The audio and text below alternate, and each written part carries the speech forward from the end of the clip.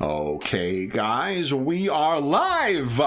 So for those listening at home, welcome to the Dungeon Musings YouTube channel. My name is Kevin Madison, and I'll be your friendly Kingmaker today, because today we are carrying on with our ongoing campaign playing Paizo Publishing's outstanding Pathfinder 2nd Edition fantasy role-playing game, and we are using it to run through a modified version of their classic Kingmaker adventure path or mega adventure. And with me today are the stars of the Kingmaker campaign. I'll go the order I've got you guys on the screen here. Why don't you tell us who you are and who you're playing tonight. First up, we've got Jamie. Hello, everybody. I'm Jamie. I'm playing Brommel. He is a lizard folk thaumaturge of 2nd level. Very nice. Next up is James. Right. Hey, I'm James, and I'm playing Vaz, the 6.5 foot tall orc general, or wannabe general, who's got shiny new half plate armor. Very nice. Next up is John. Hey everyone, I'm John. I'm playing Ramirez Serranis, Muse-touched bard, and level 2. Nice. And last, but certainly not least, is our resident armor smith, Dave. Hey everybody, I'm Dave. I'm playing Shara. She is a swashbuckler with a gunslinger dedication. Is that how you say it? I don't know. That's how you say Level it. 2. Outstanding. Level 2. Nice. So then, I think all of you guys were here last time except for James. So let's fill James in on what happened last time. Well, we sent Vaz to talk to a bunch of bandits. Oh, wait, no. I ate them. Oh, what happened last time? So we opened up with you guys at that abandoned halfling hobbit hole. Somebody had a pretty good conversation with our half orc. It was the Barrow Burrow, right? Is what we were calling it. Yeah. And Trog went in and found it. I guess it was being used more recently, it seemed like, by someone, and he had found evidence of that. There was armor and a sword and other this things. Was tracking back to back up. This was after you guys were tracking the vampire that had attacked 2 sessions ago. You guys tracked it back to its lair in the event that it had regenerated or, somehow reincarnated itself back in its lair. You all tracked it back to this burrow, and then you found that there was something in there, but it seemed as if it was there was more to the story than simply a feral vampire that was preying on travelers. He had looked to be a crusader of Yomade that had been trapped and forcefully turned into a vampire spawn. That is and right. We recovered his sword, Light's Grace, his armor, and his journal. Yeah, the journal was kind of, moving and a little bit disappointing, I suppose, to some of the group. Because he had suffered and he could feel that he was changing and couldn't do anything about it. He was cursed. And then, So. And he removed himself from the world purposely. He tried to find a place far away from everyone, but yet couldn't stop the curse. Mm-hmm. So we helped him in a strange way with that. Yeah. I think that's absolutely the man who started that journal certainly would have been grateful for the end that you put to it. He found that because of some kind of instinctive survival thing, he could not leave himself out for the sun. He could not put himself he could not end his own existence, and so he just degenerated. Though it did seem like, for one, he preserved a great deal of what was there before. And I think, Faz, I've got, before I lost some of the images when my hard drive went bye-bye, I believe, do I have it in a handout, or do I have it? Found a cookbook too, didn't we? There's a halfling cookbook, yeah. Mm-hmm. Okay. Here. Let's see here. I think.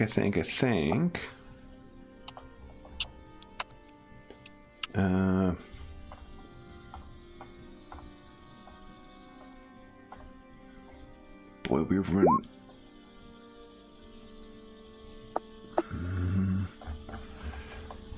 running a lot of different things lately. Where was it?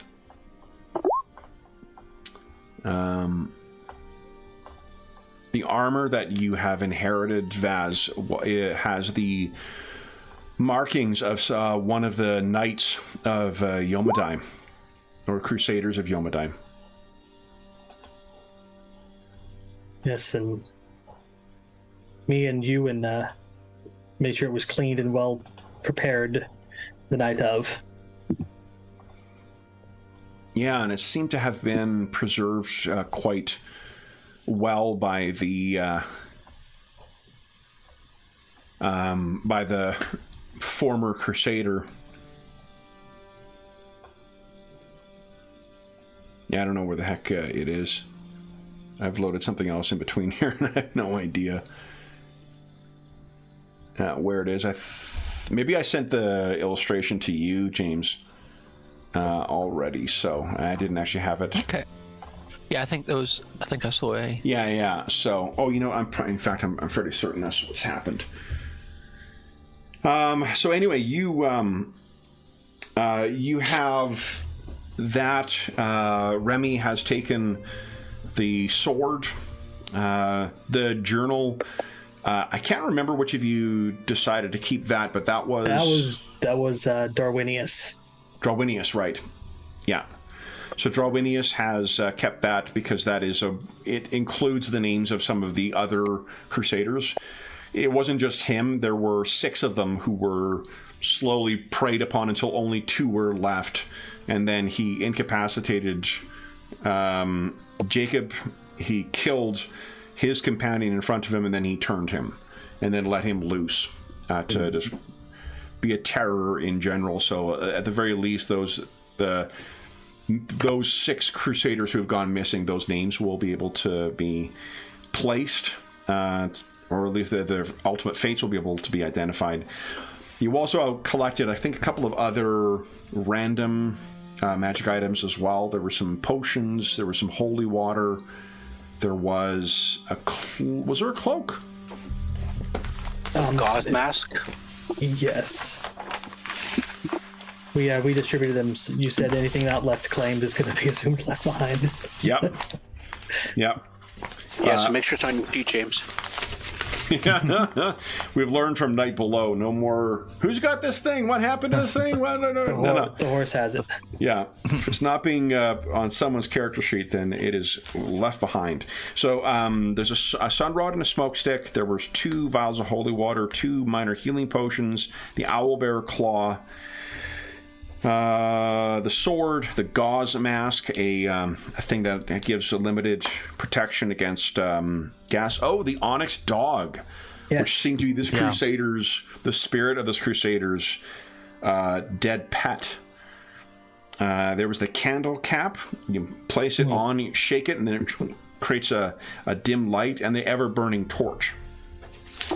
What's the split of the coin? We should figure that out. So we can make that on our sheets. How much coin was there? There's 75 silver and 20 gold. Yeah, I think you haven't sold those. Well, hold on. Is that the 20 gold? Is that assuming you're getting full money for those? No, that's listed as coins that we have That's in just loot. gathered.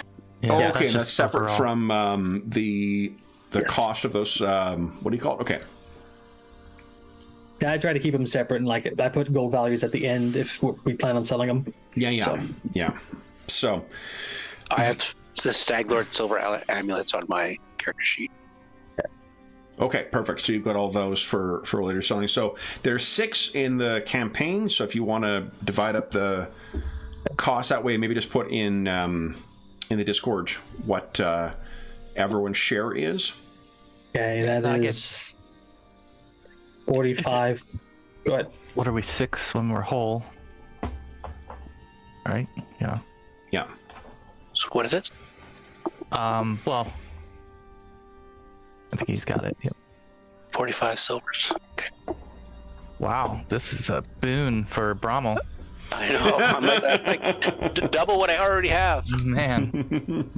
And Going moving it places. I'm gonna stick with you guys. now. Well, maybe keep the group thing alive, but just take out what doesn't round out.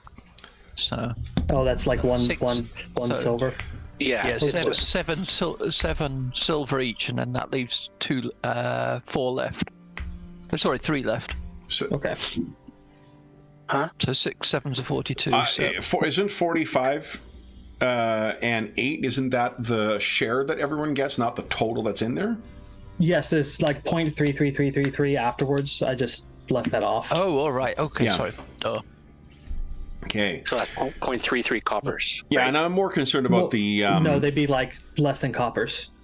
yeah. They'd be like a third of a copper. Ceramics. You that's guys are in right. Dark Sun now. I'll put 0.33 coppers. Would I'll be put a third 3 of a copper. coppers as our remainder in loot. Okay. So then, with everything distributed, then you guys had an overnight. Yeah, the shepherd's pie was definitely a work in progress. I think there was a crit fail on making the shepherd's pie recipe. Yes. So, and there was, in addition to the recipe for sweet pancakes, there already is powdered ones together that you could just make.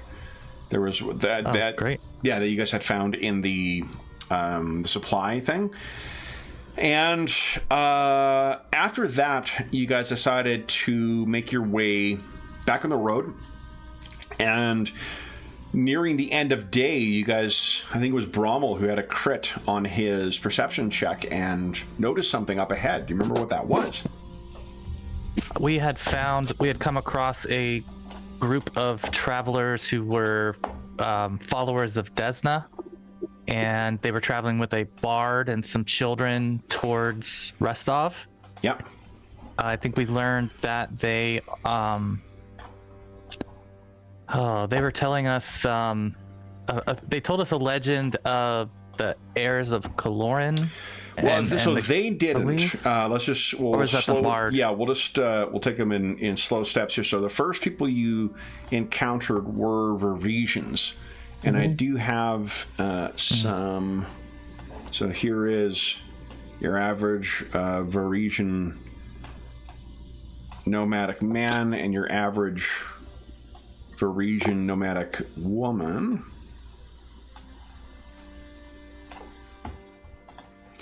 There was also an offer for a Harrow reading for our heroes. And then traveling with them was a non-Varesian, someone who seemed to be an Asian. Kristaps of the Mists. And he was the one who that evening told the story. And what do you guys recall about the story he told?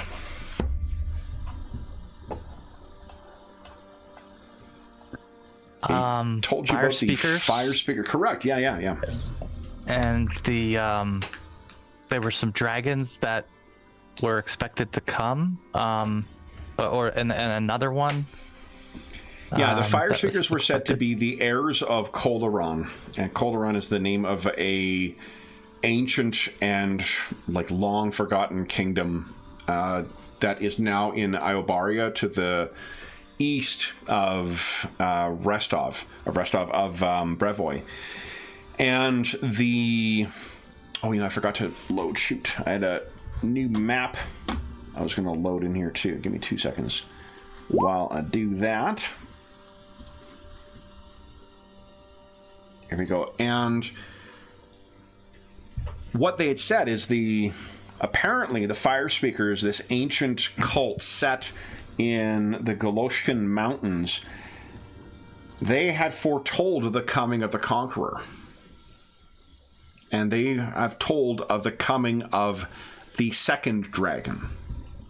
As you may recall that not so many years back, the ruling family, is it Sertova? No. It is... Where is it here? House Rogarvia. They all disappeared suddenly, of vanishing. And since then, there's been a series of regents who have been keeping watch over the realm. But the Fire Speakers, the heirs of Colderon, are saying that a second dragon is coming.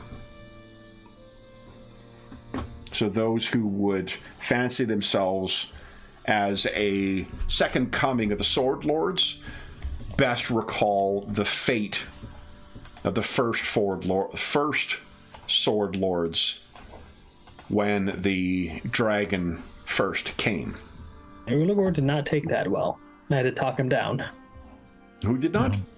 Ulagor. Ulagor most certainly did not. No. It seems as if Kristaps noticed the sword that Ulagor wore. So I think that is where we left things, guys. So things were a bit awkward at that point. The Varisians do not seem to be... They're not traveling with Kristaps in the sense that he is part of their band. He seems to be someone who has come upon their caravan in the same way that you guys came upon them. So I think with this heated pause hanging between Ulagor and Kristaps, that is when one of the Varisian women says, well, perhaps that is something a bit too dire for the children so close to bed. Let us try something a little lighter. And then musicians kind of break up once again, but you guys can see that Kristaps is still...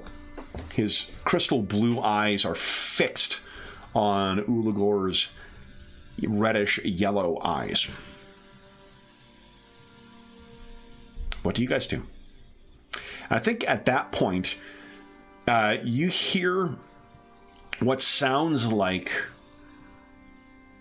dwarven firecrackers.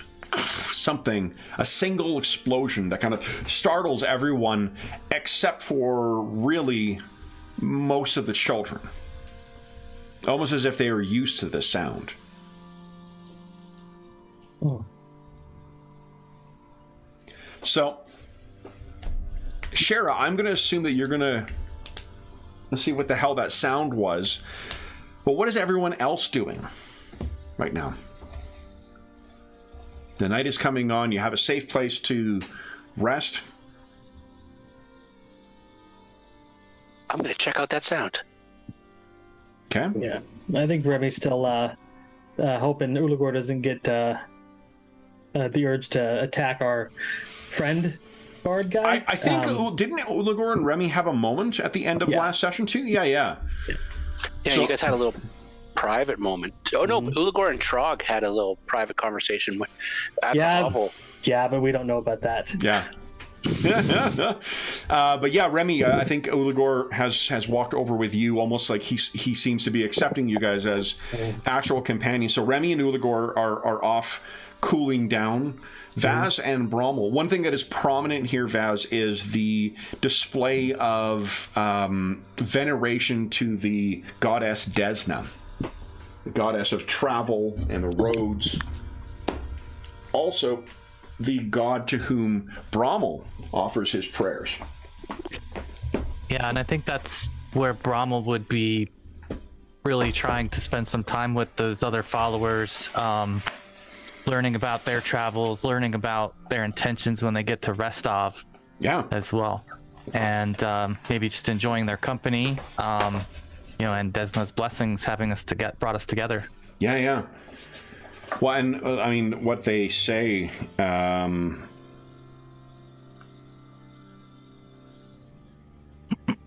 learn from what is different.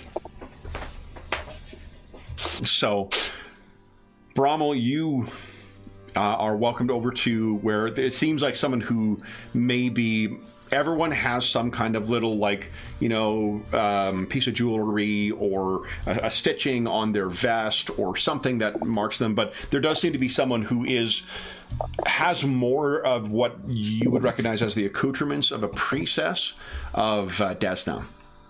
So perhaps that might be who you would gravitate towards. If you need something, Brommel, I got you covered. Those are fantastic. Oh man, I love that display. That's really cool. Yeah, Dave, you really need to you're getting yourself ready to have a table at the Calgary Comic Expo. Yeah, at some point, I keep getting told that I need to do that. I've got a big selection of stuff now, and 2 full shirts and 3 helmets. So I'm like, I need to do something. It's fun. It's it's a good time to, like, setting aside the turning a couple bucks out of it. It's a really fun, it's a fun thing to have when you got a table. Yep. So Bromwell's heading over there. What about Vaz?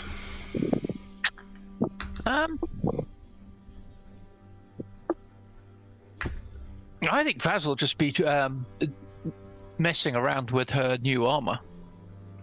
Okay. Because she'll need to get all the straps and all the rest of that properly tailored to her frame and adjusted. So she's much taken by this. Okay. And by the thought of it being Iomade as well. I think which is curious. Yeah, I think you can find there are not so many differences between the leather straps in armor and the leather straps that make up, like, bridling and the harness for the horses. So if someone sees you kind of, I'm assuming this is the first time you've actually had plate mail that you're trying to suit for yourself. Yeah, or maybe, previously it was supplied by the unit I was in, and now I haven't had this for a long time. With the cost of plate mail in here, I really doubt that they would have. Okay, yeah, so it'll be the first time, yeah, okay. Yeah, just because, like, it's, most of the versions of D&D, it's rare that you would start with plate mail, but it's not so priced out as being, like, the same as a low-level magic item as it is in PF2. So gotcha. Plate mail really is a step up to like, kind of the big leagues, even half plate. So I think perhaps one of the men comes over and sees and says, this is new to you, then? It is indeed. The sad remains of a previous owner, but I tend to give it,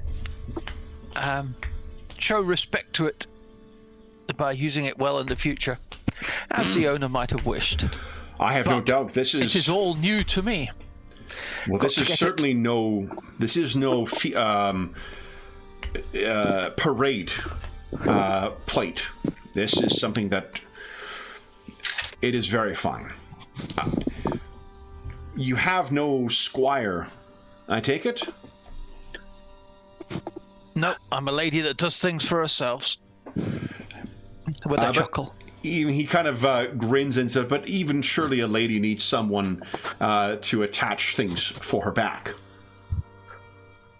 It certainly would help if you could get me sorted here. I've just got to get this to hang right. My previous owner was a slightly different frame. Well, let's see if we can't get this working then. And he starts helping you out, so you are going to work on that.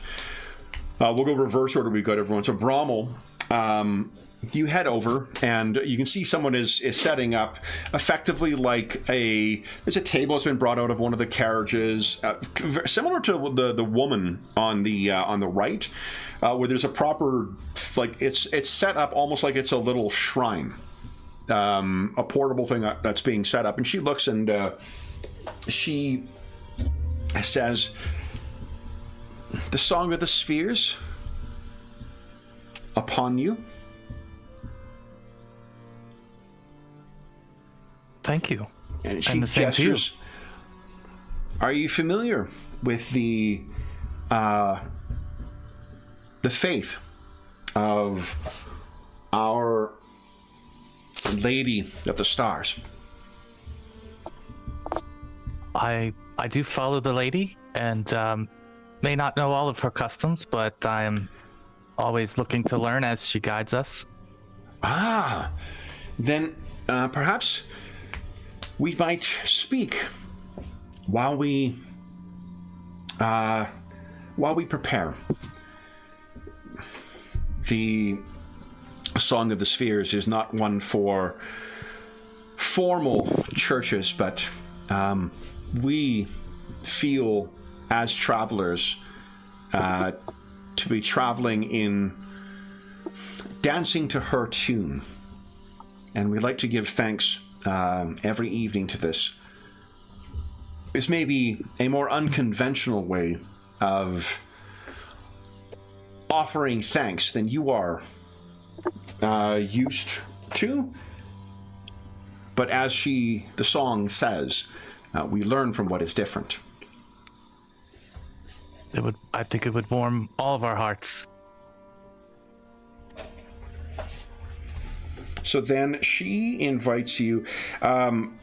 Music and live performances are very much a part of the offerings.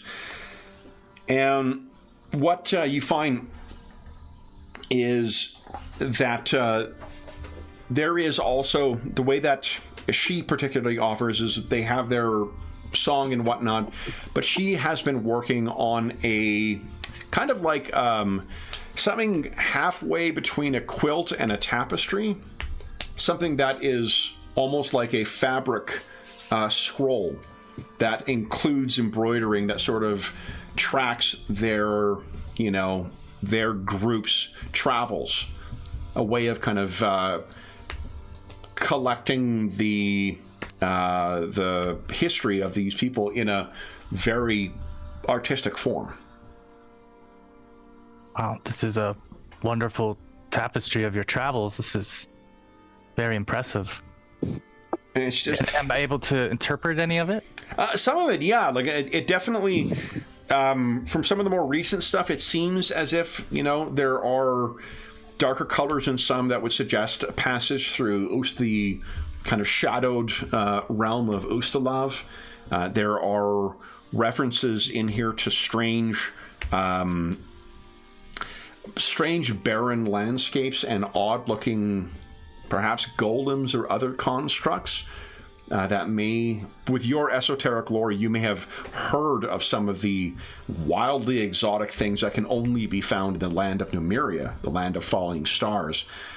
And then further to the west as well. And it seems as if she has been with she is Varisian as well, but she seems as if she has been with them for quite some time. She turns it back to you, though, and asks, well, tell me, it is...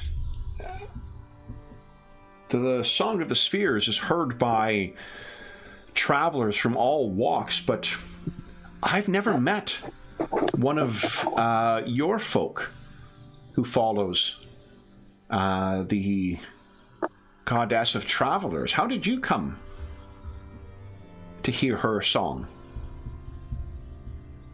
Well, I was always a little different. I love to explore, and I found the curiosity of a friend who happened to be a halfling who introduced me to Desna and her beliefs.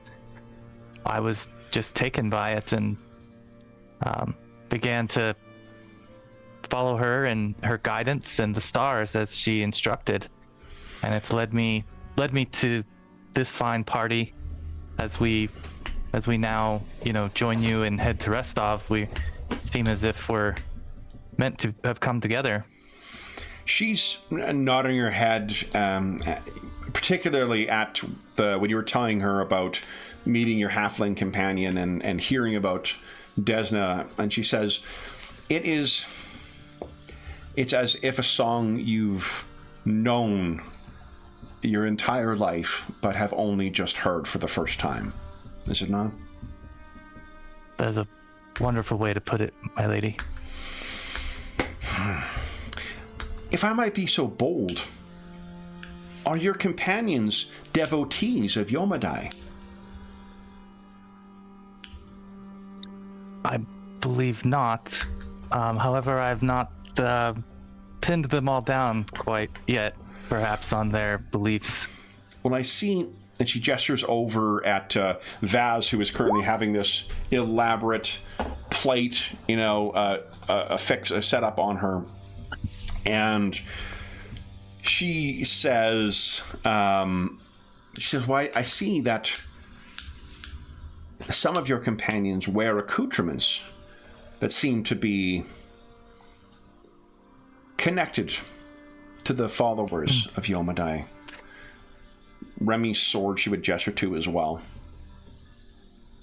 Well, yes, Vaz, of course, I believe, is a follower. And then perhaps Remy. But I've not pushed them much on it, had much in the way of discussion of how you can deep give their us belief is. a perception check if you like, Brummel. Okay.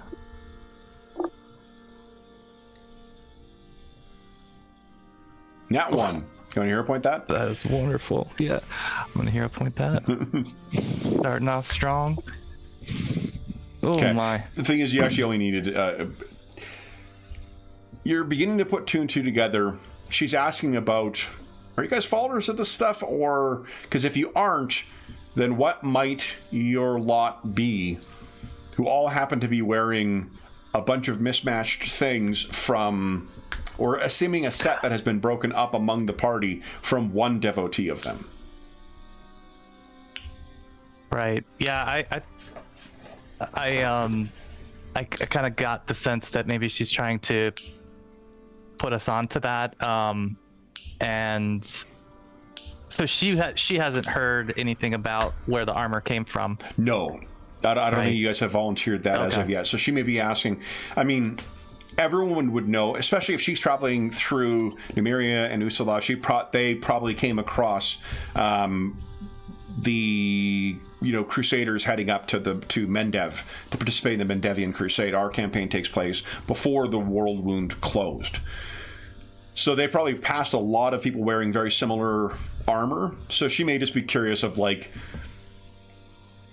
if you're not part of it, then did you, Right. you guys mug and murder a Crusader on the road and take their stuff? Yeah, so I guess I would confirm to her that they are followers of Yomadai, and as coincidence would have it, we came across this fine suit that we felt we could put back to use. Is Brummel intending on... Now, I actually don't know who Vaz... I know it's Caden with Remy. Caden Kalian, isn't it? That's with Shara. Oh, that's what Shara. So Shara is Caden Kalian. Remy. Does Vaz follow Yomadai? No, but she's tending towards it already. But okay, got it. But she was sort of giving up on the Orcish gods, so she was sort of in flux with her, in her sort of exile from the Orcish lands, and she doesn't feel that connection. They don't really go with her goals and ideals. Okay, so these I think Brummel, just because of your esoteric lore, you probably know that the others don't. At least Remy is not a devotee of Yomadai. Okay. Now, this is a polytheistic land, so it's not like you got to pick one god and run with it.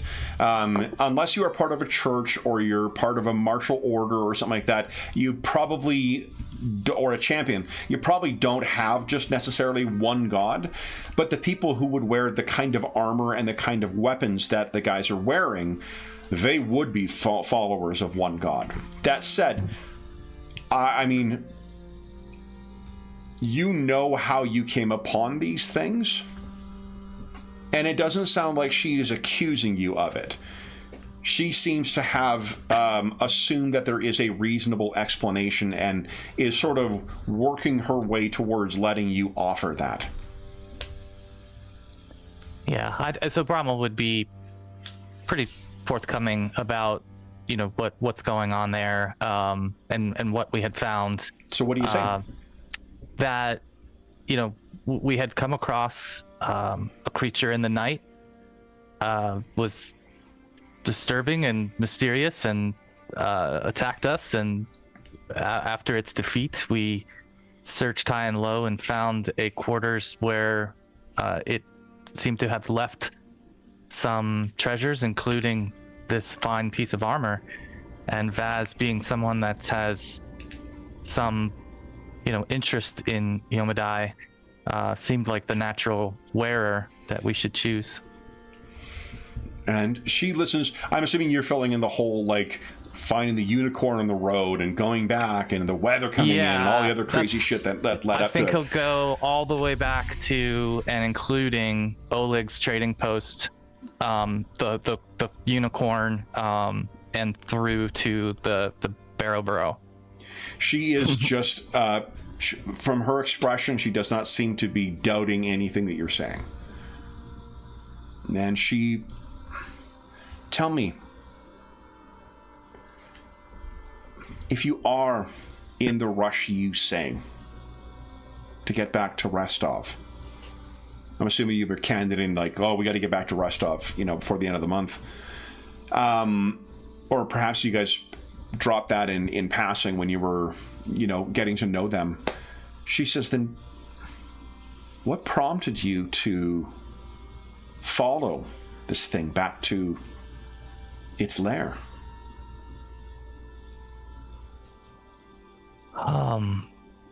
Well, for myself, I could only say that I am naturally curious and like to explore. I think that others in the group felt something from some forces from this being that also intrigued them, and those combined gave us the initiative to look upon it. Can you read the common tongue? Yes. And she touches the one of the elaborate scarves or cloths or whatnot she's put across the table, and what you can see, there are aphorisms of Desna that are written all around there. And where her hand is laid is an aphorism I think you are familiar with. You are never lost following butterflies.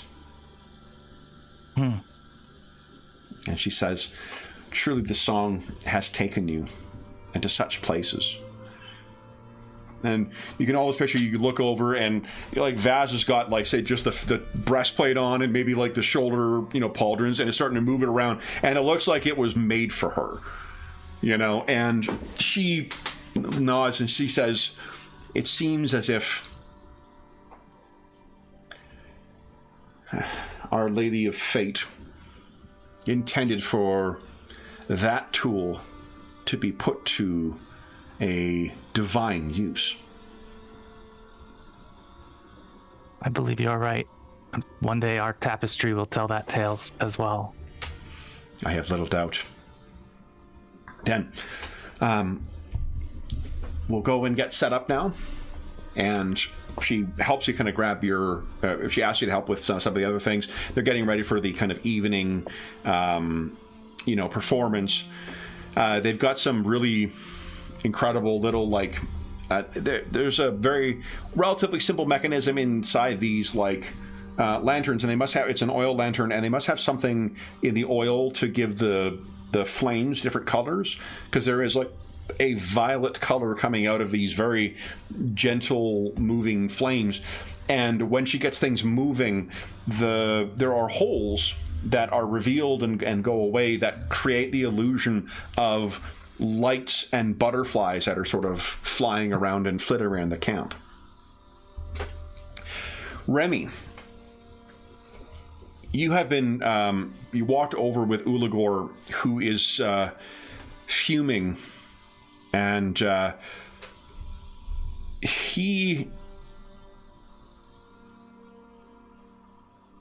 he's sort of caught up in his anger right now, or in mastering it at least. So if you wish to say something first, you certainly can. I'll say, don't let men like him get the better of you, Uligor. They're not worth the anger. You mean Isians? Asshole bards like him. They have big mouths. If he was found on the road himself, he would be found in a ditch. Perhaps that's what fate has for him. He looks at you. He's kind of trying to get a measure of what you mean by that. Well, there are children here. We can't exactly duel him in fair sport, can we? Some other tragedy could befall him. Yes, but we have a schedule to keep, and he's not worth our time. Besides, we've made friends with the Desnans for now. Let's not spoil the good time. I know of the fire speakers.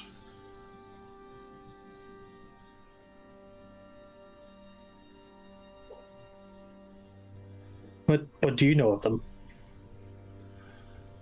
I know that they are an ancient and occultic order, monastic, one that whispered dreams of conquest. You think it a surprise that the Isians so quickly took the knee and left Restov to rise?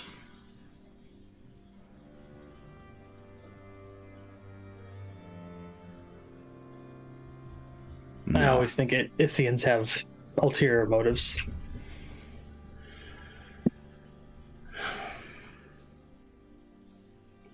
If the dragon returns, this plan of this sword lady will come to no better than those of my ancestors.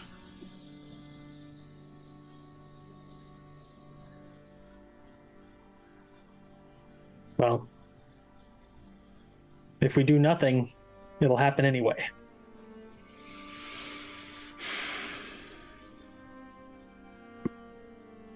Fate is not written yet. No. They do say the coming of a second dragon, but not what will befall the dragon when he returns.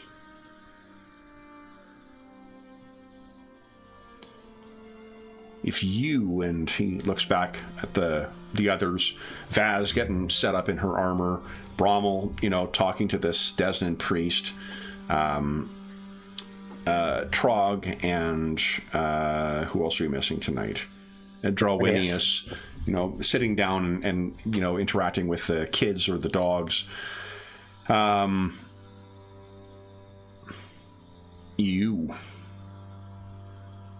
You will be seen as foes of them, too. You think it a surprise that the Ruby Throne has spies on this road?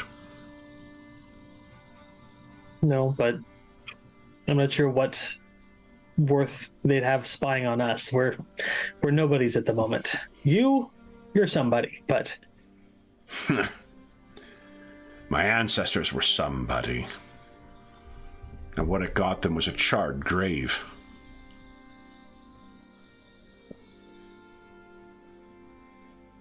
I'm not looking to have that repeat. No.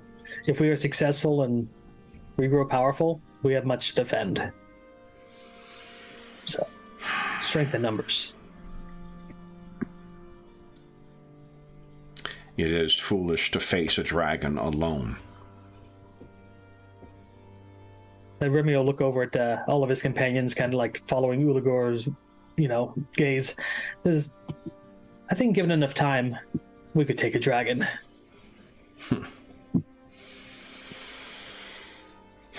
As long as it sits still. Yeah.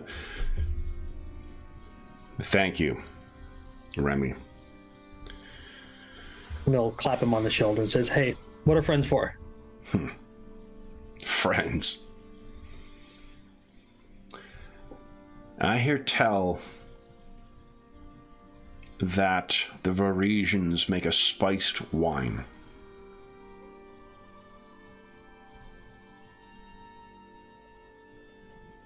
Shall we see Oh, of course. You can't join the Desnants for the night and not drink.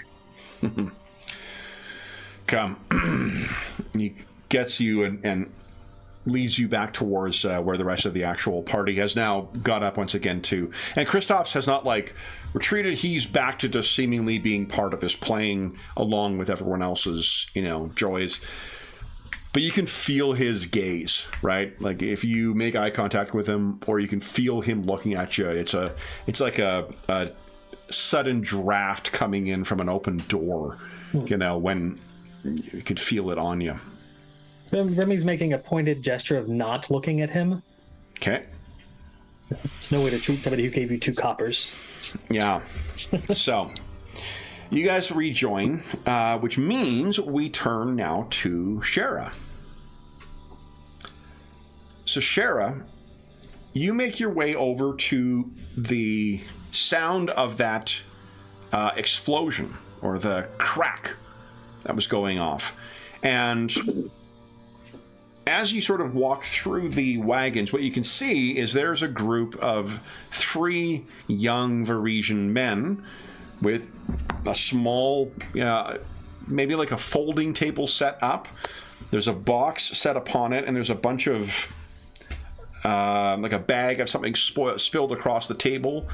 There is what you've heard is a powder horn, and you can hear now the sound of the explosion is them using a pistol. The kind of thing you've heard of among the dwarves of the 5 mountains, the craftsmen of Alkenstar, and some of the musketeers in Aldor. Aldor? Aldoran? What is it? Is it Aldor? I can't remember. I think Aldor is correct. Yeah, I think it's Aldori, I think, is the... Yeah. Aldoran. Pathfinder, let's see here. Andoran. So you walk over, and what they're firing at is a target not far away, maybe 30 feet or so away, and they're all laughing because they're missing. There's like a bottle or 2 that have been set up on kind of a stump, and they kind of, break out laughing at the guy and like, oh, it's broken, I've told you. And they look back and they see you there, and they say, hey. And the 3 of them turn around and they say, well, hello there.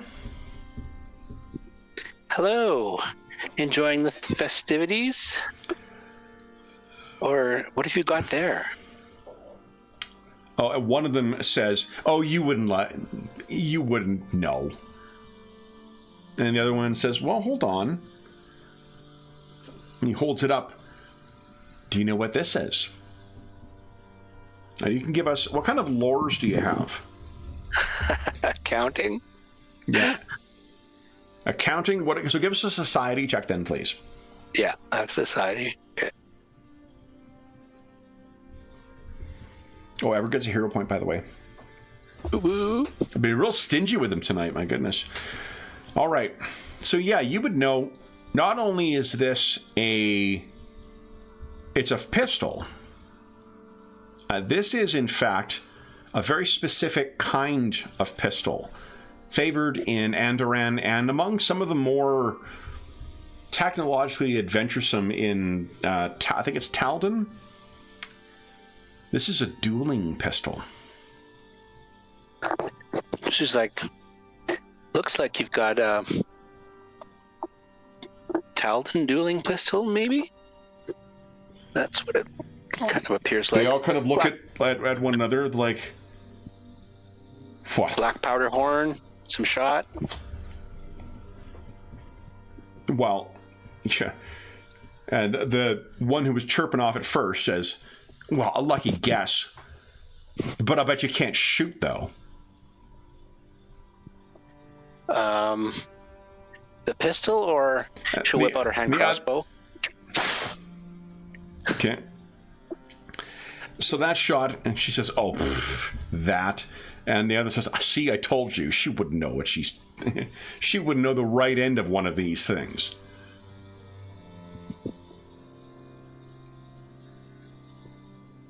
May I? They look and says, "Well," and the lead one who seems to have it says, Well, whose is it? "You're asking." And the one who's holding it says, "Oh, it's mine. But we haven't many shots, so it seems it would seem a waste for you to simply hold it without firing. But firing without chance..."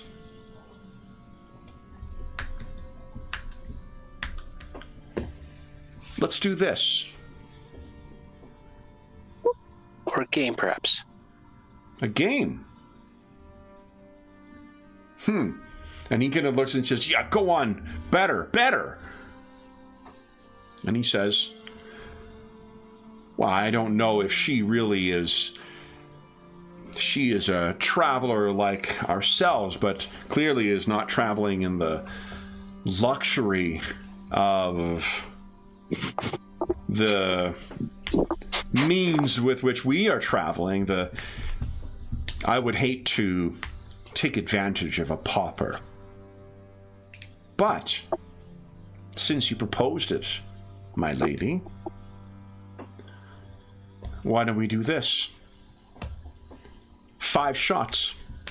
You," he holds up the pistol, "with this, and me with your weapon. Whoever lands more shots keeps the weapon."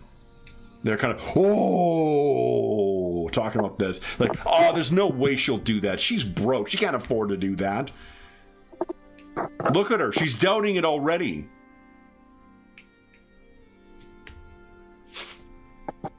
And if I win, I get the dueling pistol,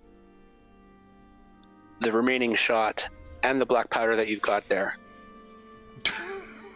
They all are just killing themselves laughing. She's totally serious. She's like, yeah. Of course. Yes. And the Whispering Tyrant may show up for breakfast. The shortest of them all is killing himself laughing at this. Well, I'm not sure this is all that fair of a game. I've never even held one of those before, never mind shot one. Oh, well, the noisiest one says, "Too rich for you, huh?" No, and not too rich. No. "Well, my lady, I'm sure there are..." This is the owner speaking. "I'm sure there are complexities to your weapon as well. I would be shooting with the same disadvantage. But fair. If you feel it is too much of a gamble, it is a very complex weapon for a lady." Well, I'm in a good spirit tonight, so let's just give it a try for fun anyways. All right. I'll take your game. So then, the two of you will sign up. You can use your attack roll for your hand crossbow or whatever other weapon you happen to be, or any skill that you're trained in that uses dexterity. So the two of you line up. 5 shots. I'm trying to find my my DM screen's underneath here. 5 shots. Line up, and he says, we need to judge who is best, though, so perhaps...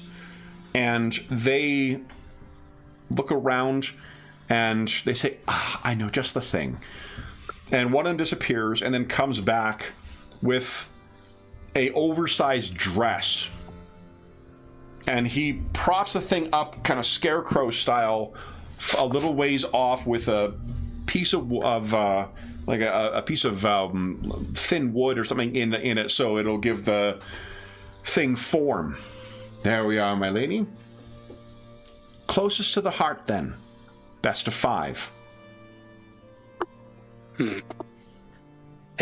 Okay, I guess if you must. So he says, here you... And as he hands it to me, he says, this is the end where the bullets go. And he hands it off to you. Okay. Then the two of you line up, and really you're just trying to beat his shot. So go ahead and give us either an attack roll with that or a skill that uses dexterity in which you are trained. Okay. I've added a dueling... a dueling pistol to my sheet. Yeah, just there you go. Easier. So just use that. Yeah, you can make sure you've got it listed as proficient with it, so it'll add your proficiency bonus, or add your your level, or add +2 and your level. Sheesh. Just gonna double check, make sure that's there. Yeah, trained or expert, whatever that is. Yeah.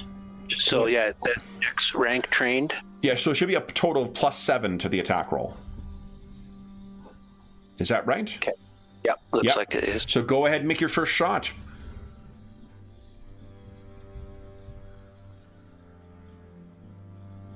And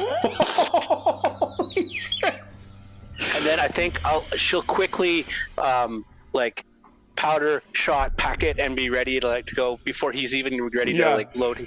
She's like, do you want me to shoot 5 in a row first, or do you want to go next? What I'm picturing happens is you shoot. That's almost a fucking crit.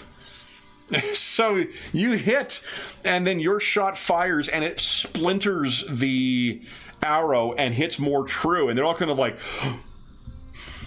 And they say, he shrugs, he says, the blessing of Desna abound here. Luck. Luck and nothing more. Second shot, go ahead.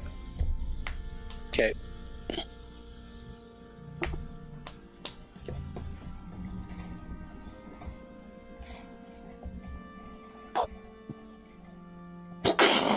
Another incredible shot. Much closer than his. Third shot. He's beginning to have doubts.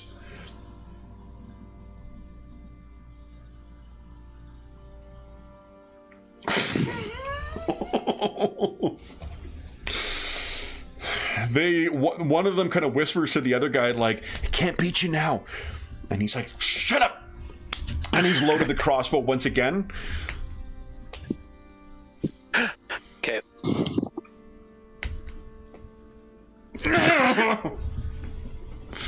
Final shot. And he hits it and hits square right in the heart. Okay.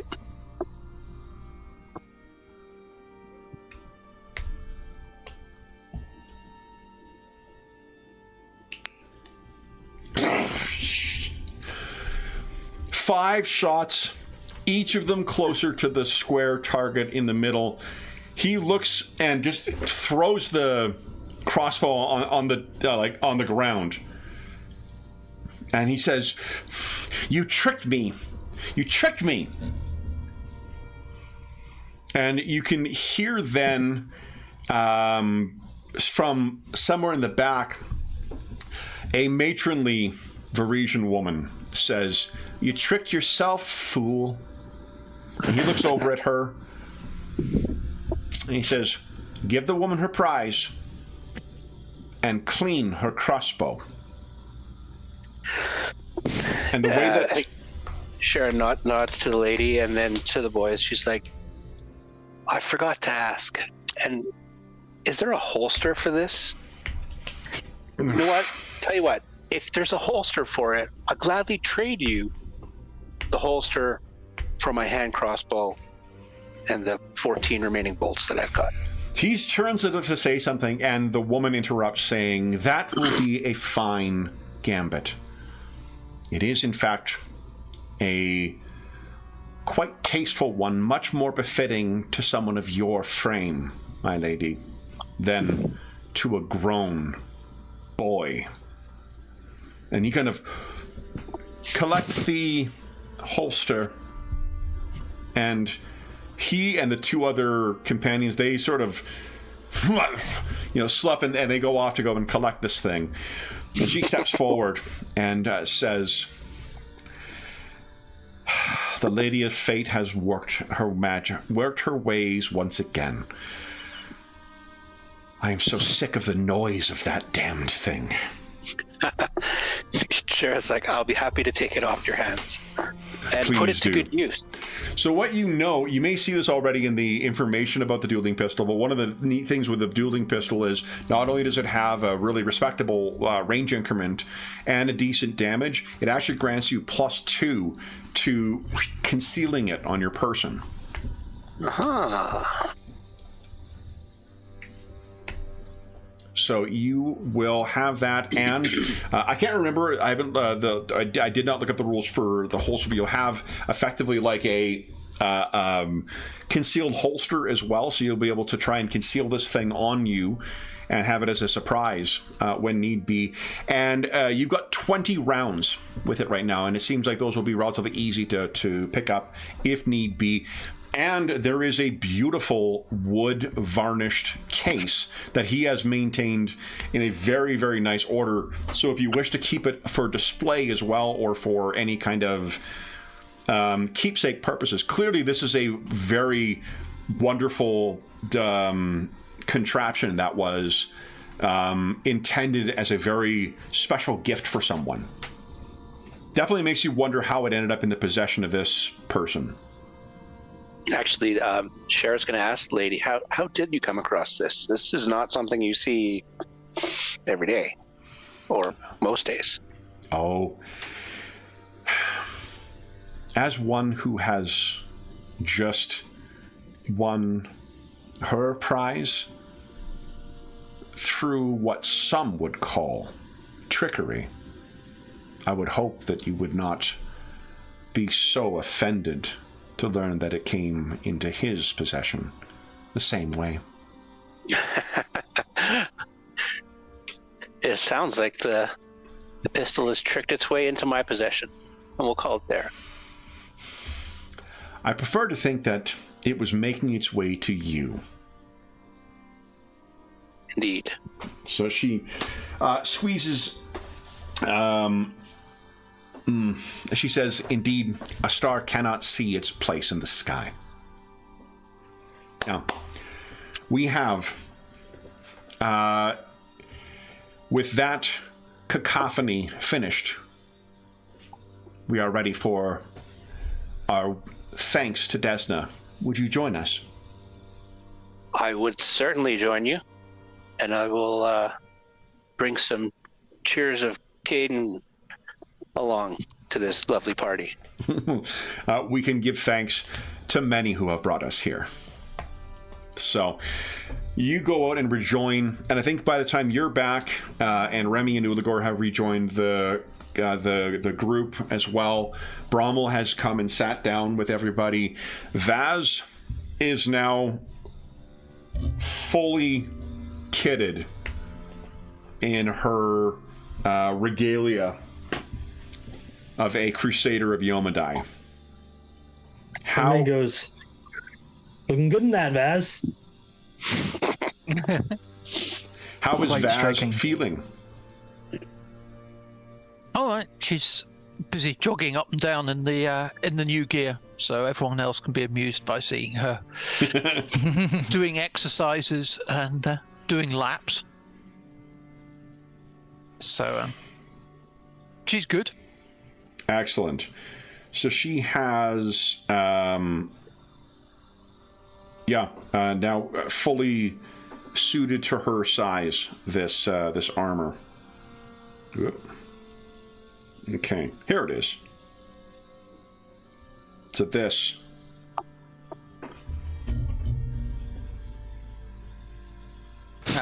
Indeed. Wow. Would be an approximation of the half plate she now wears. Apologies for those at home. Monday my hard drive crapped out, so I've lost about 2 months of work, including those images. Fortunately, nothing more than 2 months though, so all things in, not as bad as it could have been. Then, sure, did you spend a hero point on something, or did you miss the hero point? I thought I added it. Did you? Is it showing on your token? No. There you go. Okay, perfect. And I think Shara... I don't think you Shara- spent a hero point today, have you? Oh no, sorry. Okay. My bad. Sorry, Dave, you were going to say?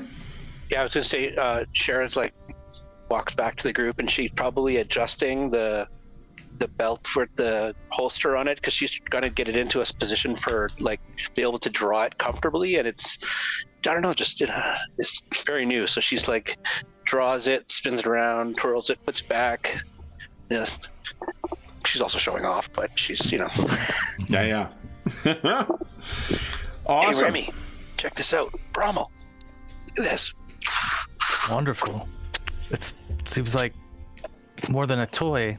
It's good you should take it from those children. Indeed. It's hopefully more, and probably be equally effective as the hand crossbow, but it's got a little more flair. Certainly louder. I don't think you can sneak very well with that thing going off. Good call. Good call. I'm gonna. Brahma will take a long look at Vaz running back and forth in the armor very loudly and say, "I don't think we have to worry about sneaking anymore." No, Good point, Bravo. Good point. Funnily enough, I'm more stealthy in this than my chainmail. I will agree to that, actually. Yeah, I don't make chinking noises every time I move. But it's so shiny. See? So Anytime then, you chainmail sound effects, just let me know. I can exactly. place them up. All right. So then, with a lot of you sitting down for the evening, there is we're a couple minutes early. Ooh, geez, a couple minutes early for it. But why don't we take our mid-session break now, and then we'll come back and power through to the end of the session to see what happens next. So for those listening at home, we will be back in about 5 minutes, and we'll see what happens then.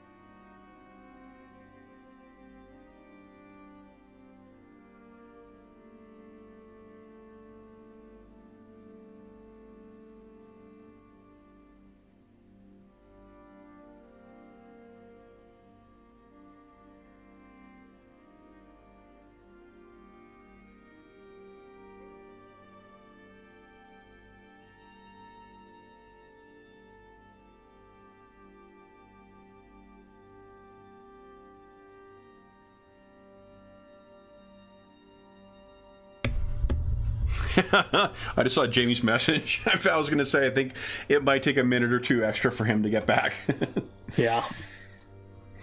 I tore my Achilles, like 8 or 9 years ago. And I had to be on crutches for quite a while because of that. But Steve used to take me grocery shopping for it, and I'd fucking motor around the grocery store on my crutches while he was helping me get the grocery stuff. It was so awesome. Nice. Yeah.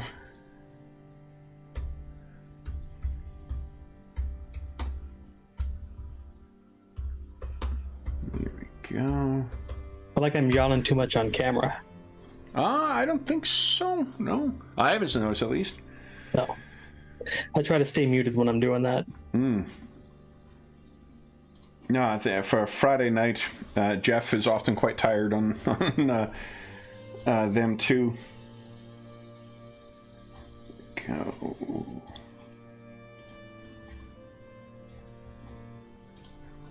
Oh man, so the Kickstarter is going on right now for the newest Zombicide game. It's the Deceased one, which is they did Marvel Zombies 2 years ago or a year ago, and they just finished delivering all of those, and they're doing the DC equivalent of it right now too. And the publisher is called Come On, and they run my absolute favorite Kickstarters, because it's always either they have daily announcements of who the new character is they're adding as part of the campaign, or they're announcing who the next stretch goal is, and it's always just comic characters. So it's finding what new obscure character is going to be added to it, or what fan favorite is being added to it. So it just I so enjoy. They just successfully added Captain Atom to the box as rewards now, and I was a big Justice League Europe fan, so I like Captain Atom quite a bit. Yes, one of my favorites too. I can't wait to play tomorrow with this Guardians Savage. Oh, the Savage Supers game. Yeah. I've been away too long on that game. No, it's gonna be good. I think Robert's not feeling well, so he's not gonna be able to make it. But it sounds like everyone else is, so there should be no pickup games, which is great. All right.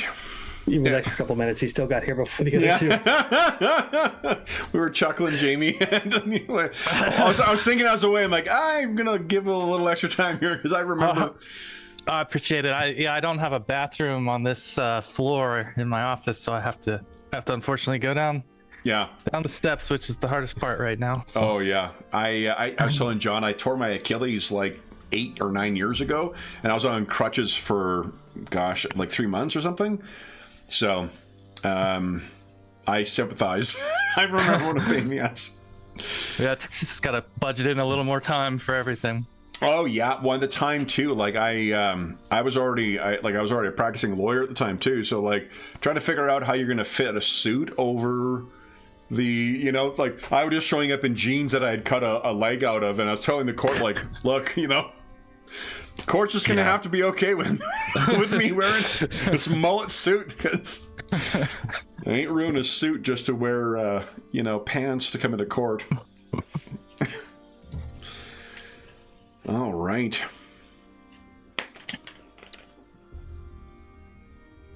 Well, while we're waiting for James, what we can do... No, I'm here. All right. I'm here. Sorry, camera's I off. didn't press the picky mode. Then for Dave, guess what time it is? Weather report? Initiative. Time for the weather report. Oh man. Would you give us a 3d20 roll, please? Like 3d20. Yep. Let's see. This will be the 20th of Farast.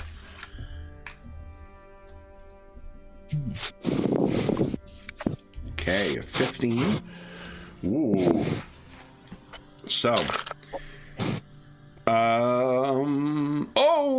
it's raining. It's raining today, guys.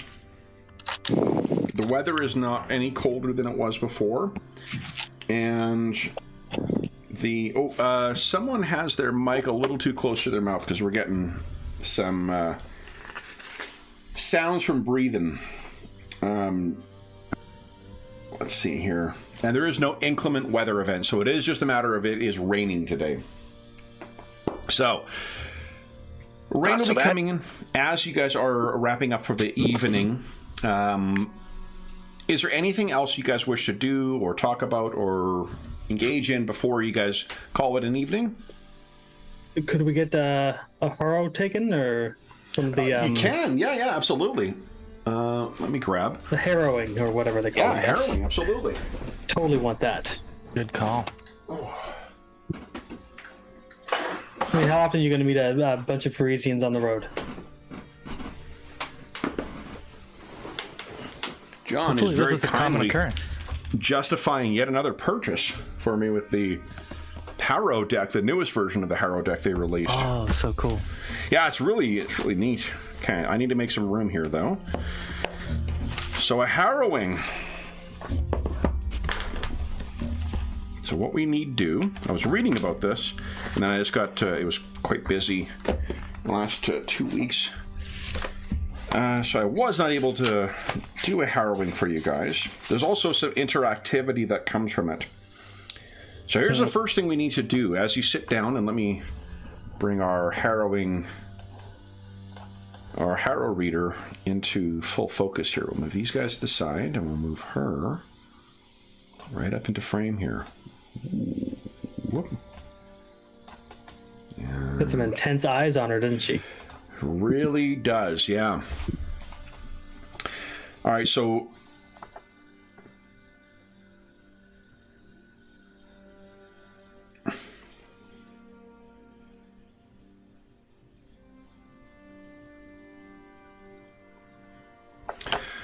what she wishes to know of you, first, is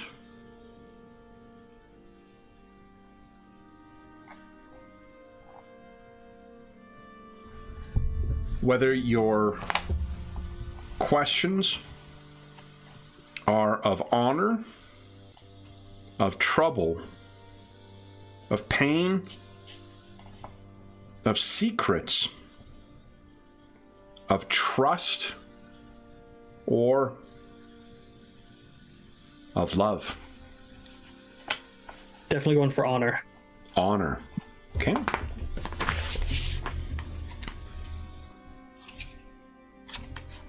One of the reasons Remy is so gung-ho on the adventure. Is honor. Mm-hmm. Okay.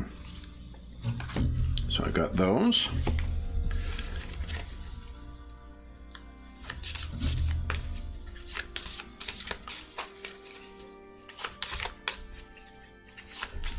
So she is shuffling your cards for you. These are really nice cards too. Like they're monster cards are easily my favorite that they produce. But these are really nice and hard stock, and it's got cool pictures. There's texture on them as well, and they got this cool like sheen to the back as well. It's got a metallic kind of quality. Really nicely done. Okay. So I'm imagining that's sort of like Vaz's armor. yeah, totally. That sheen. Okay.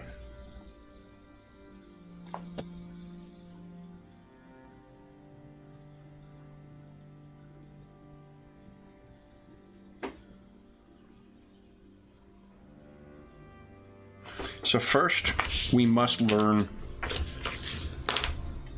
if you are each joining him for the reading, the Harrow will have a message for each of you.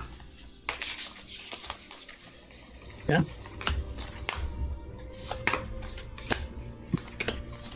Now, I wish you to picture a deck set in rows of three. 3 cards, 3 cards, top row, middle row, bottom row, 1, 2, 3, from left to right. She looks at you first, Remy. Choose your card. Right row, center. So the far right one. So the center and the third card. Yes. Okay. She reveals the big sky.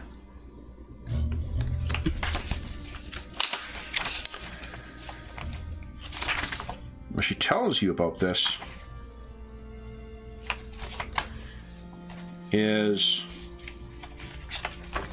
that this will tell you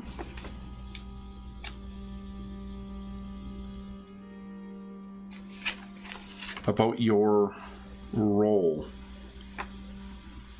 for upcoming events. As the big sky, you are one to whom the downtrodden prisoners look for freedom. You are the one who will instigate momentous and powerful change. Old shackles are cast off in the light of day, but if misaligned, those cast off shackles might be replaced with worse chains.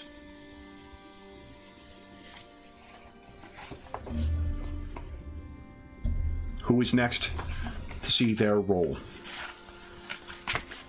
We have, let me try and communicate this in a more, so 1, 2, 3,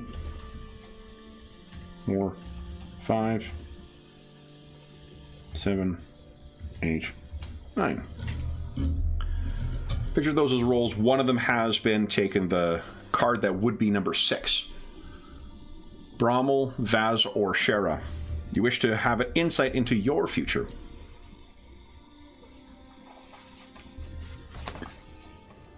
I think Brommel would go along with this. Then, have your role revealed. Make your selection. 8. 8. The Keep.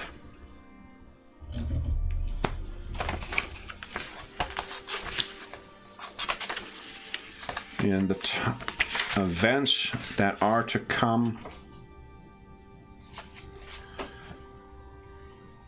You are a symbol of quiet strength. One that can shift when necessary, yet stand firm in the greatest hardships. Those who are the Keep are not shaken by any force, but if misaligned, the Keep can give way to temptation or falling in the face of greater strength. She looks at the two ladies. Would you see what the Harrow has to reveal?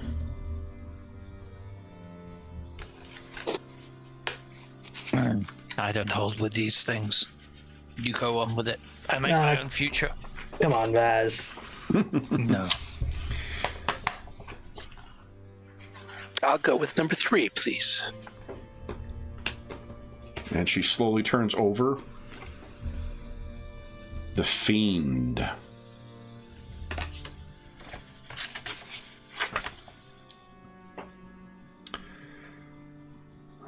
She looks. The Fiend can indicate the deaths of many in a great calamity, or, if misaligned, salvation from that same disaster.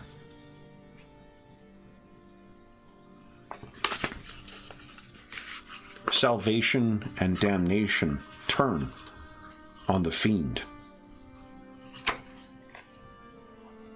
And such is your role that you have chosen.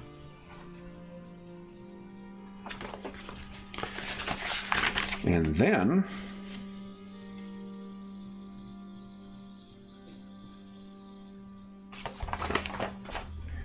we need to put everything together.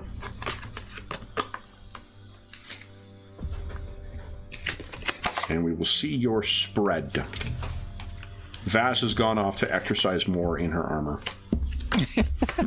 She's not having to do with this weird stuff. You make your fate. I'll find it as I go. You serve under whatever illusion services you best, my lady. All right. Then, it seems each of you has bound your fate together, and though your companion may not see her fate woven with yours, fate wins out.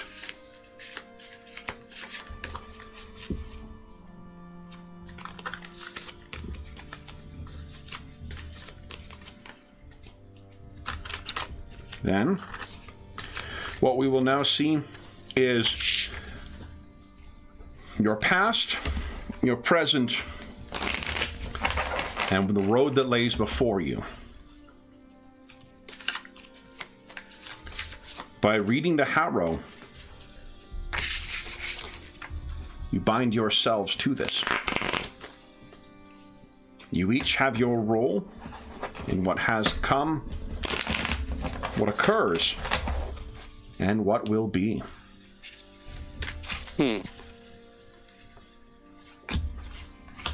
Consider your role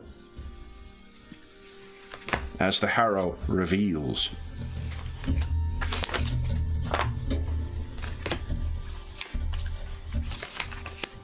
And she reveals, first, your past.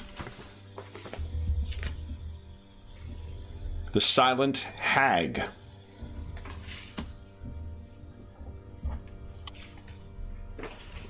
The Snakebite. And the Fool.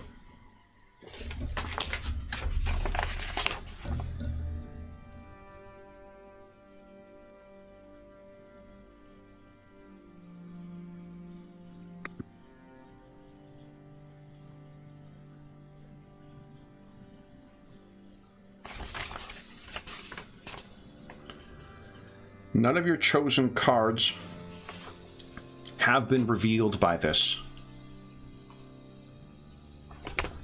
You have not a shared past.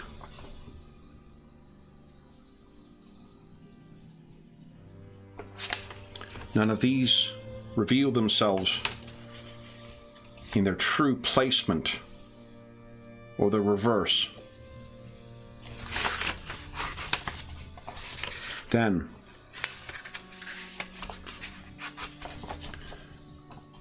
what this says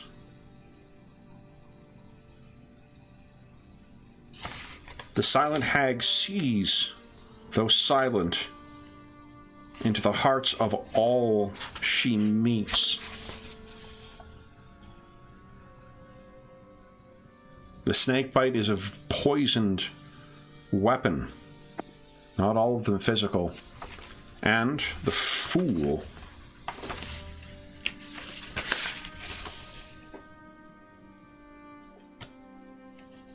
is of grave foolishness and greed, bribery, blackmail. What has come to pass? Someone has seen the truth of a heart, and that foolishness and greed has brought upon it a terrible weapon.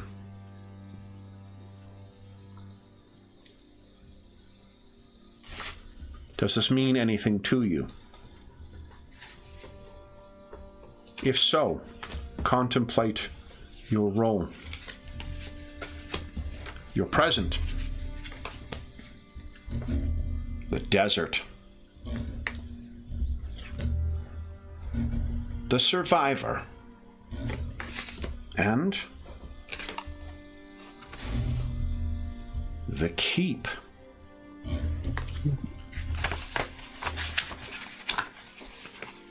Brommel, you have a role in the present.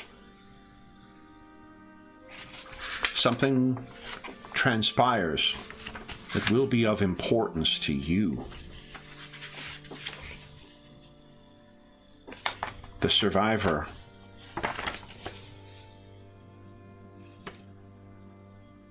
is a person who has been through an ordeal of some kind, surrounded by fallen companions. It can represent someone thought lost forever, but now reborn.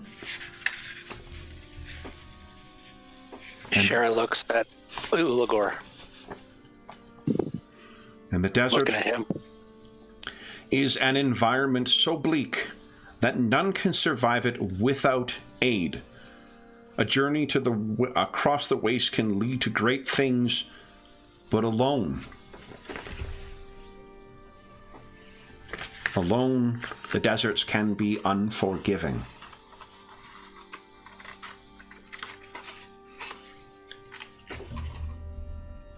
Someone. Kev, those first 3 cards that you drew, that was our past? Your past. As a group? It has transpired.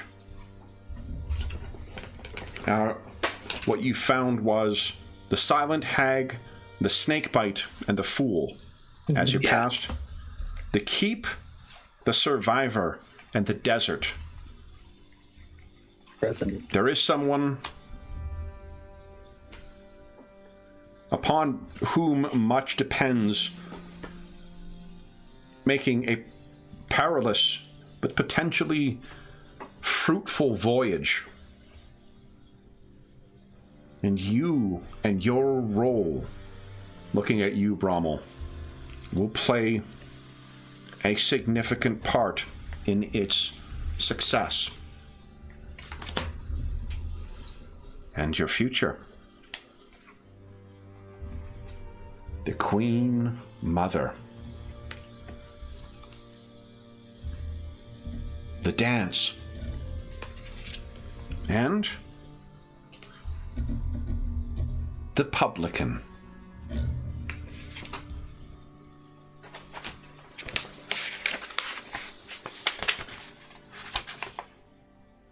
The Queen Mother is knowledge personified. She knows all but reveals nothing to those who do not show proper worship. The Queen Mother is fond of the powerless and the underclasses, for they serve when the more powerful refuse. They represent the need to become part of society or to bow before those who know more than you. The dance.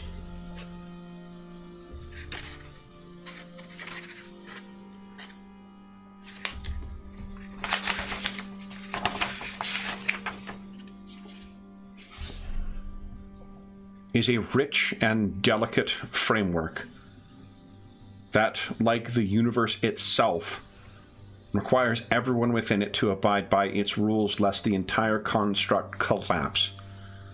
It advises staying in perfect step, knowing your place in the greater good. Those who step out of the pattern do so at their peril. And finally, the publican.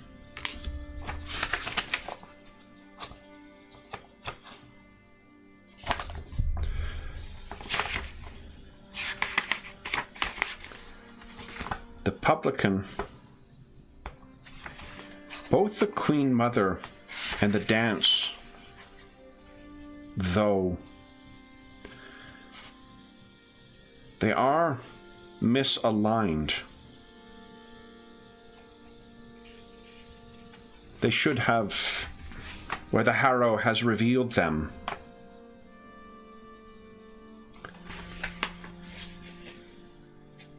the truth may be the opposite. Perhaps it is not you who are to bow, but to whom those should bow. And the dance misaligned perhaps means not that one must match the steps, but to make one's own song.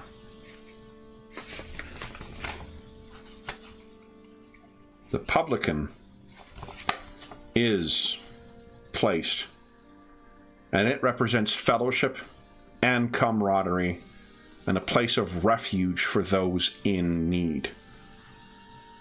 Most would find the publican inconsequential, but this is the last word the Harrow offers on your future.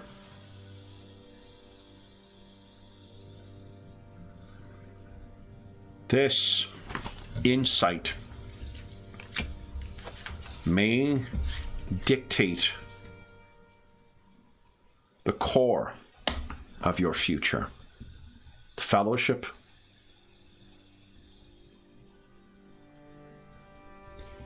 and so the harrowing is complete.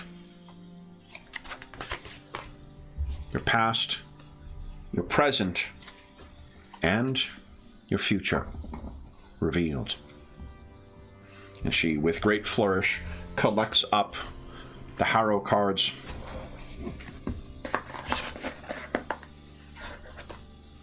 and slowly pushes a cup forward.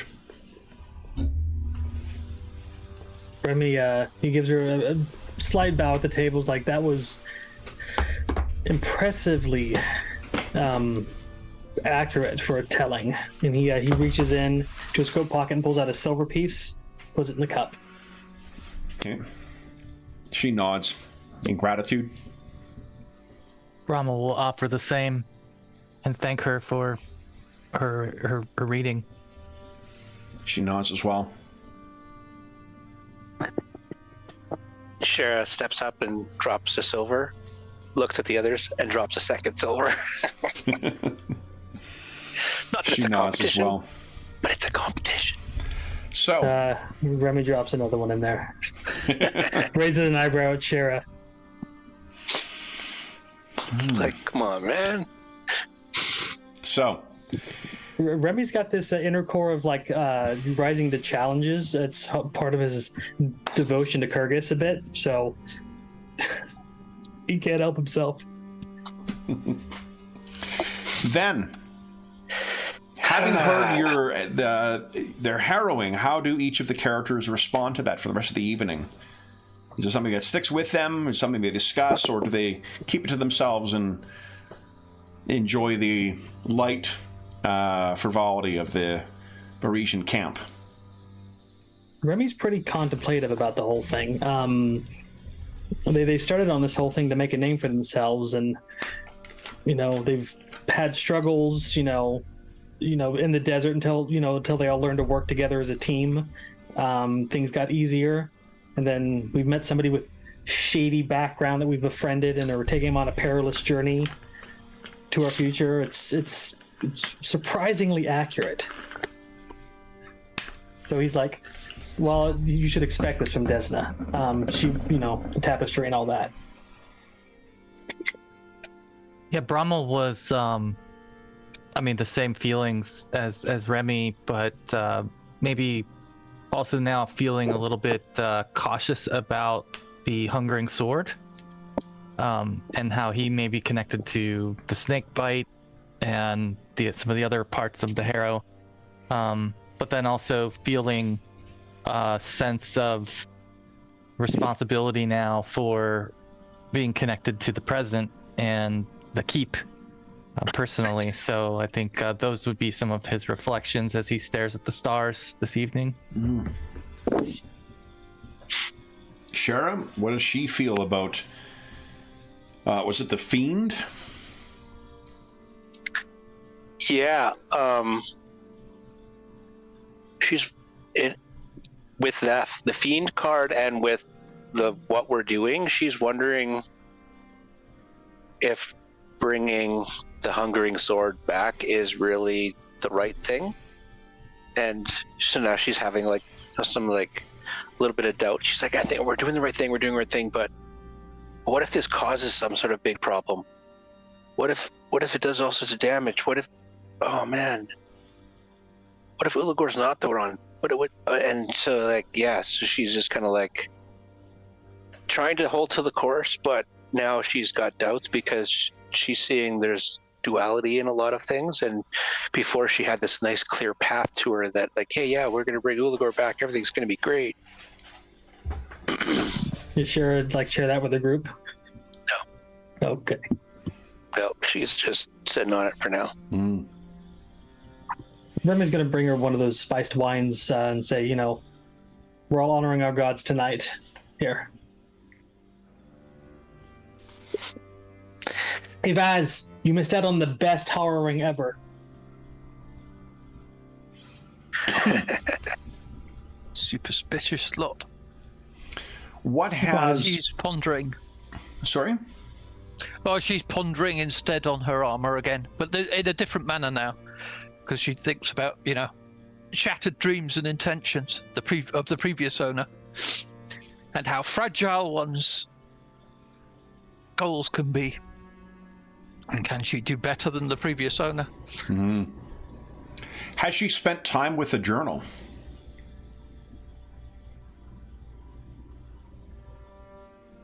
Not so far. Because she's been very of her practical sort. That's a good thought. Maybe at this point she should be thinking around finding out more about this. But I think it's more about the concept of, you know, somebody with such high aspirations, so fine and mighty.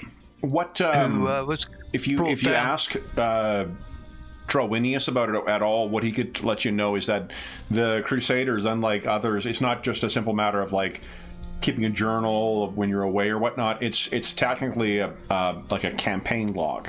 It's something they log so that later Crusaders can learn from what they experienced on campaigns and whatnot, and it covers a period before he fell. Like, it's not like he turned the first page and it starts with him being accosted by this. There is a fair enough of it to get a sense of who this person was before he and his people started being chased by this thing through Ustalav, and then him finally succumbing. Oh, I'll have a look. Well, I will ask more. Get a look at it off Trowinius. Okay. Around the campfire, as it were. Okay. Then it is perhaps when the first bit of rain begins to fall, when it's a light misting as everyone is sort of making their way off to bed. You guys are certainly welcome to volunteer to assist with watches if you'd like. It's a larger camp than just one, but they also are happy to say they need to watch for themselves and their kind anyway, if you would rather sleep. One thing to discuss is how you wish to travel. They certainly will be traveling slower than what you guys will be. So you're going to motor? We're going to travel ahead, I would urge. Yes. It's as lovely as their company has been for the night. I think we'll in the morning we'll march on. We've enjoyed the company and the safety in numbers, but our business is urgent. Yeah. And that Kitsap guy is going to be on our nerves the whole time, so. I think Cher goes around and, hey, Brommel, I want to make sure that one of us is on watch at all times. So that Christoph guy looked like he was eyeing Ulagor. And then she'll go and say the same thing to Remy and Vaz. So we'll get our own watch order and try and align it to, whoever's watching with them, but we're going to do our own thing, I think. Yeah, Remy's, kind of befriended Ulagor a bit, but knows he's hot-headed, so he will definitely take a bit of watch, even just to make sure that Ulagor doesn't do something stupid. Okay. I'm not worried about it. he also knows Uligor can go invisible, so there's that. I'm more worried about this Christoph guy or whatever. Like, what if he tries something while we're sleeping? Steps?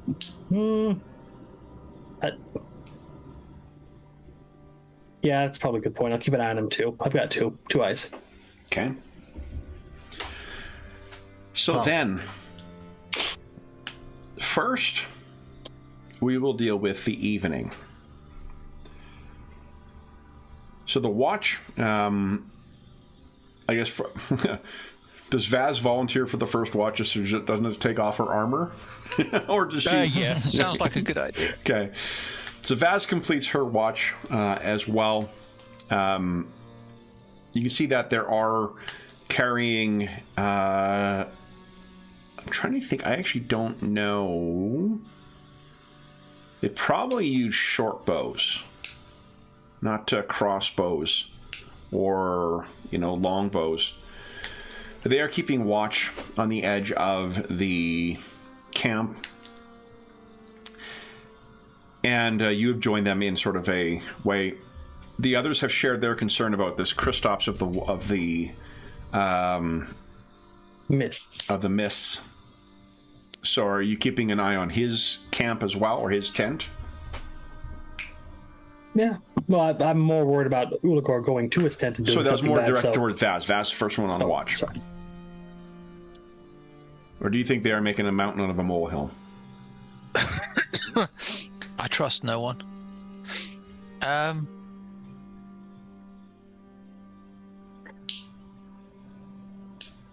I will be keeping an eye on everyone except our party. Okay. Because I'm less trusting, perhaps, than the others. Okay. So, trusting that perhaps the others will watch the camp, you are keeping an eye on everyone watching, and the tent where Kristaps has his a light on in his tent much later than what anyone else's is, but then eventually it goes out before you complete your watch. The next up is Brommel. And before we do Brommel, are you, given who you venerate, I want you to tell us just a little bit about what Brommel's dreams are typically like. As a devotee of Desna, I think you would place great value in what happens in your dreams. So I'm curious what he typically dreams about. I think he dreams of the future a lot, and where we may end up, what this party and our efforts will lead to. So I think he imagines things deep in the green belt that he hasn't even seen yet, and what they might be like, and so those types of curiosities maybe swirled together with some of the current events. I think those are some of the things that he dreams of most. Okay, so then let me just quickly make a change in our musical cues here.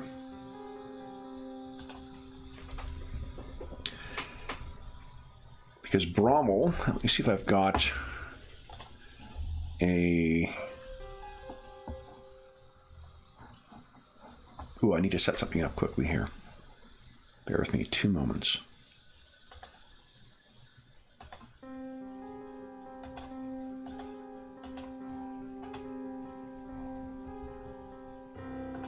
That's some good music.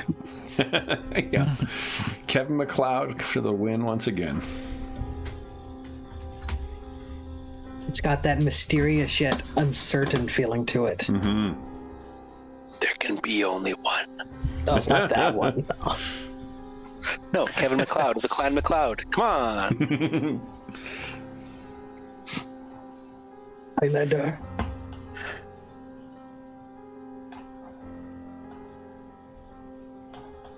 All right, I'm going to make this a little larger.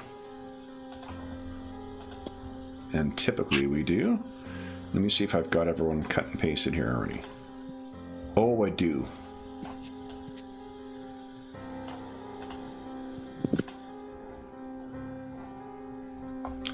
Brommel. As is the way in dreams, you don't really remember what happened before, but you know that you are standing in a twisted and unkempt and ill forest. There is a feeling of, yeah, I love the inadvertent, the happy coincidences. As I said before, I'd rather be lucky than smart. What you can feel in here is, I think that there are some who attribute the smell of like stagnant water or a marsh or something like that, a fen, as rot or, you know, something that is unpleasant. From where you came from, that is certainly not the case. There isn't something sinister or disquieting about those kind of scents or smells. What those mean is that life abounds. I mention that because this forest has an altogether different odor to it. This is not a place that is rotting or giving way to new life. This has the slightly greasy and unpleasant stink of corruption. Something eats at this forest. You can feel it. And you can smell it. And from above, slightly glowing, delicate winged butterflies drift down. Purple and blue and lavender in color. They drift around you enough to shed just enough light so you can see the floor and the sickness, the blight that spreads. They slowly begin drifting forward, and while a place like this cannot be said to have a path, there is somewhere you could fit through to follow. Without hesitation, Brommel will walk that way. It's uncertain how long you were going, but you find with the assistance of the of your guides and the natural grace that you carry yourself with, you're able to navigate this without stumbling or hitting your head or your tail, for that matter. And you very quickly find yourself stepping out into, I'd call it a clearing, but it really is more of a culling. Because rotten, ripped through with blight trees have collapsed around an enormous, corrupted, single oak.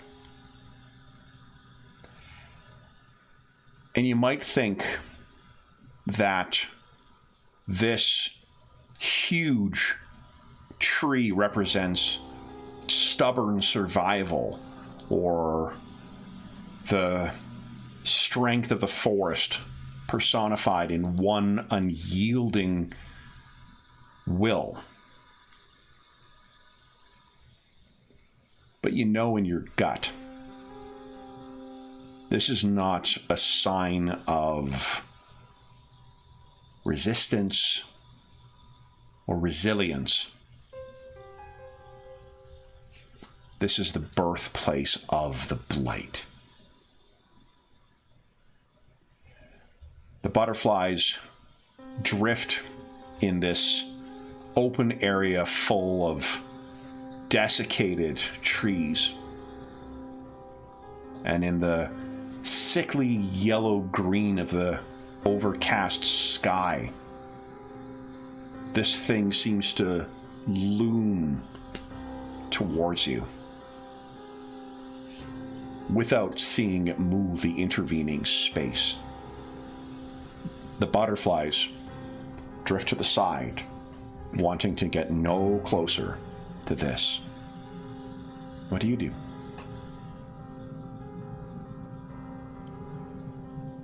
Brahma will hold his ground as it nears and try to observe it, to see if there's any, maybe, I don't know, even arcane telling that he might be able to get from it, something along those lines. Yeah, so you're looking at this, and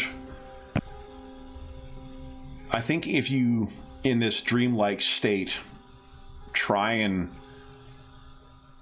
reach out with any kind of empathy or understanding, your spirit recoils from a almost singular sensation of fury and pain. And you start hearing this sound. It sounds like rocks being dropped onto a wooden surface. Tuk, tuk, tuk, tuk, tuk, tuk, tuk. And one hits and rolls down, and you realize what the sound is.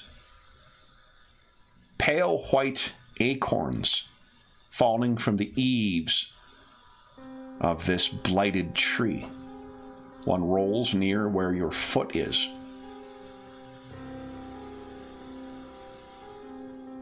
I think out of naivety, he would lean over and pick it up. When you touch it, it feels cold and greasy. But as you move it up, almost like a reptile's egg held up to light, you can see something moves from within. And faster than you can react, it sprouts and sets sickly gray roots into your hand. And as it does, there's a briefest sensation of fire, pain, and then numbness. Your arm is no longer your own, and you can feel it moving through you to your elbow, to your bicep, your shoulder now. And for a briefest of moments, you think, my heart, what happens when it reaches my heart? And that is when Vaz wakes you for your watch. Mm-hmm. Vaz, Brommel seems to be a mite more jumpy than he normally is. What do we see, Brommel, as you are woken up?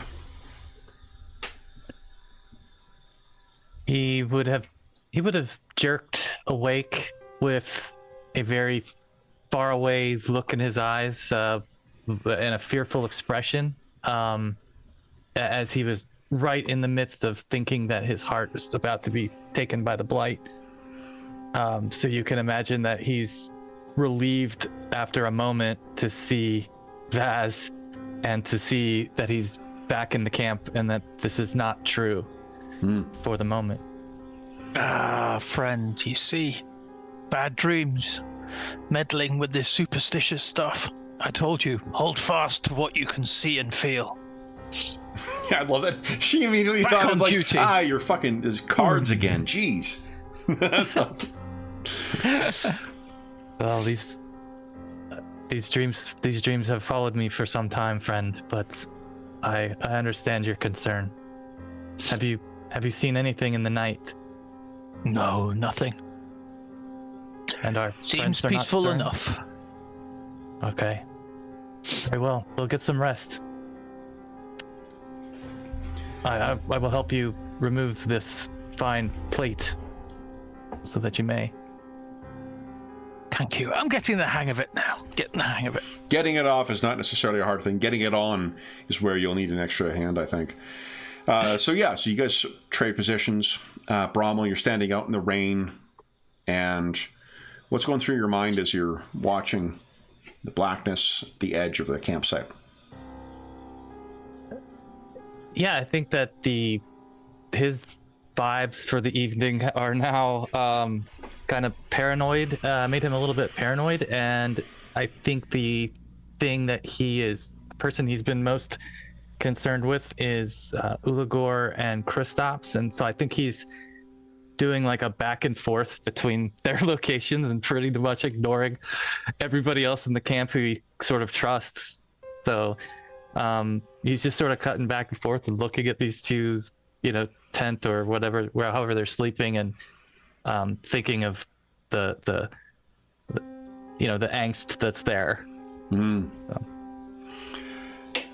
Your shift passes otherwise uneventfully, and probably faster than you expect, because your mind, I imagine, is roiling at this stuff. And you are then relieved by Shara. And Shara, while wet, your shift is likewise uneventful. Is there anything that is dominating her thoughts? More of just that fiend card. It stood out amongst all the cards, even the past, present, and future stuff.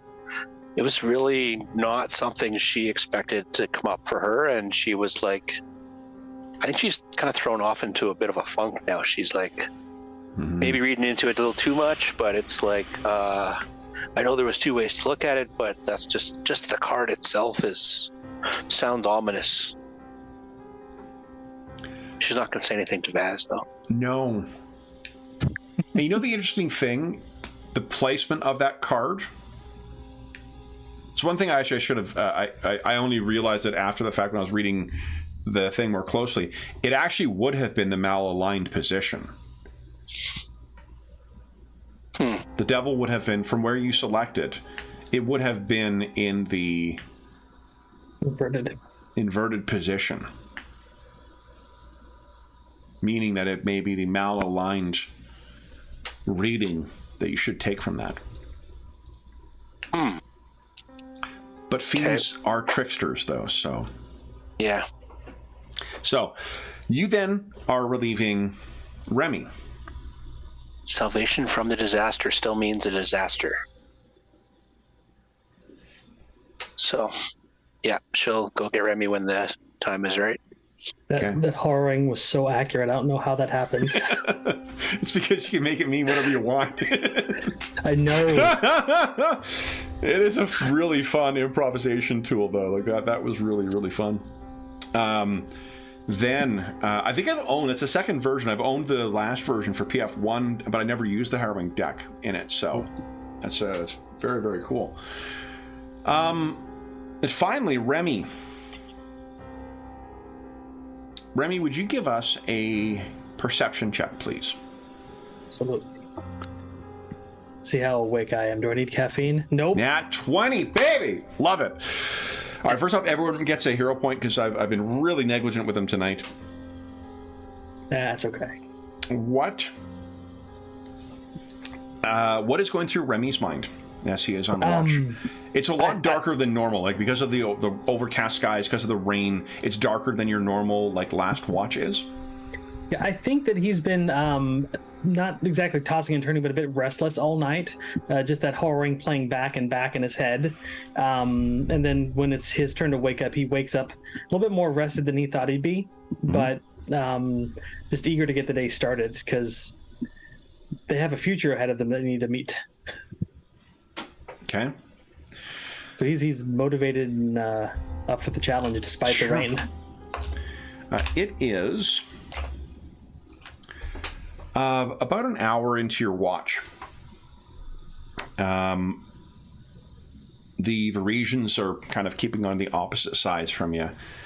And as you are keeping an eye out, there is a literal kind of split-second thing where the briefest of moments, there is a parting of the clouds and the moon shines through, and you can see shrouded in the falling rain,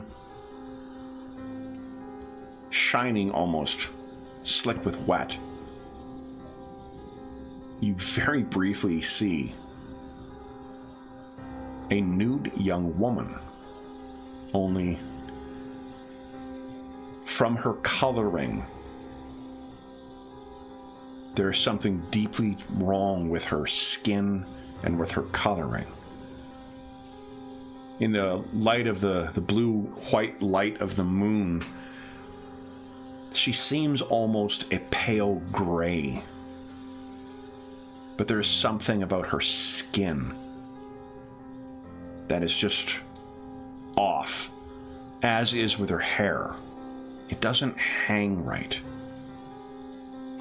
And from the briefest moment of glimpsing it, the moon goes away.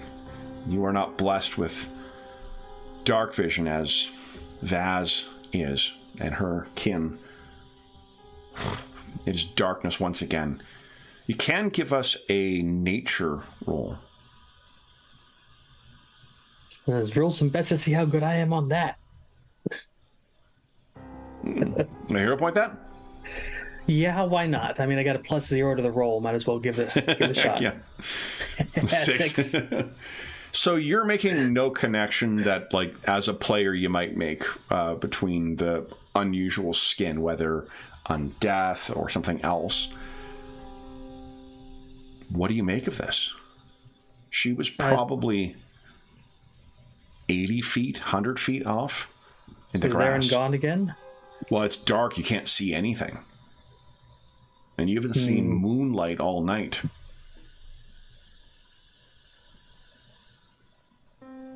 Well, he looks around to see if any of the other Varisians that might be up have... They're sort of equidistant to you on here, keeping watch over their own respective kind of quadrants. Okay.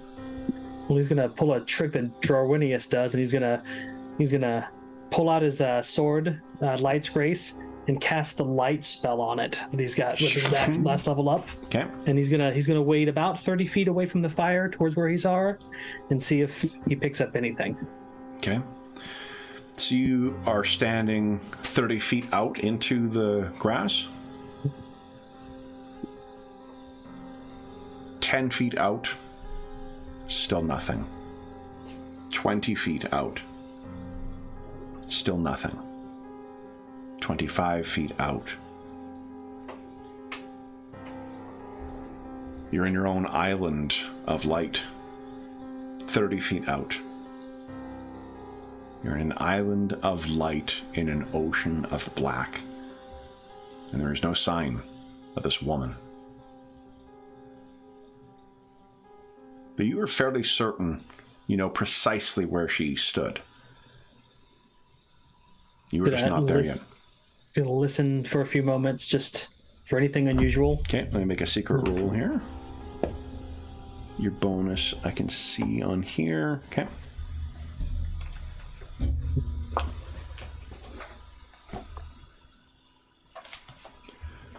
Cannot hear anything but the sound of the falling rain around you. One more look back to the camp, make sure he knows which direction it is. He's gonna go to the spot he saw her at and see if he can hunt for clues. Sure. So you make your way out. I know. I'm breaking the rule, but I'm doing it anyway. Are you trained in survival at all? I am not. Okay. So you For make me, your it's way. a city boy through and through. Yeah. So you make your way out to where you are certain she was standing. And you're looking around. There is a busted stump of wood, a tree. Not mighty, but grown. A tree once stood here. Right where she was.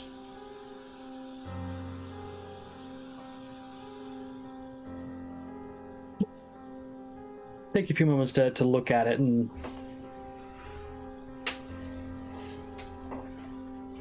he'll shrug and start to make his way back to camp.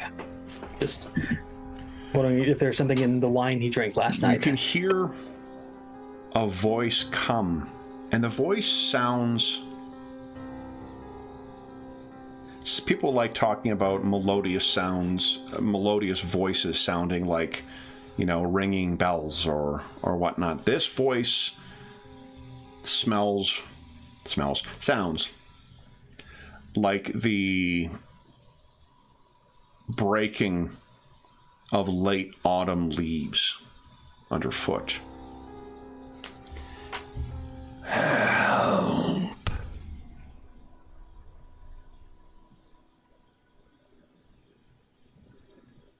He stops in his tracks and tries to find out where the voice came from. Give us a perception check if you'd like. You want to hero point that? I would like to do that. There we go. Nice. Right back where you found that stump. Well, we've seen some strange things on our journey so far. So he'll kind of like kneel down on the stump and like put his hand on it, and just say, "I hear you, but I don't see you."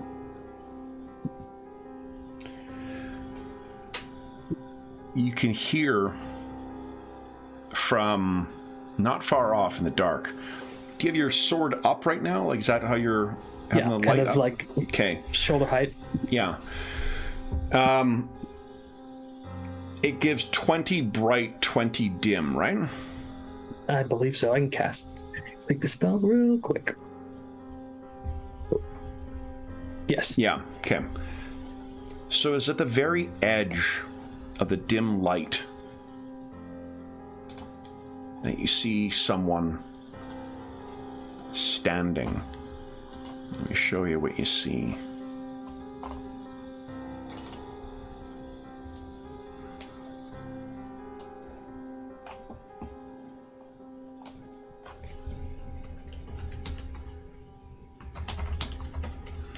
Once again, carrying on with the proud tradition of naming it something I'm not going to find again. This is what you see standing at the very edge of your light.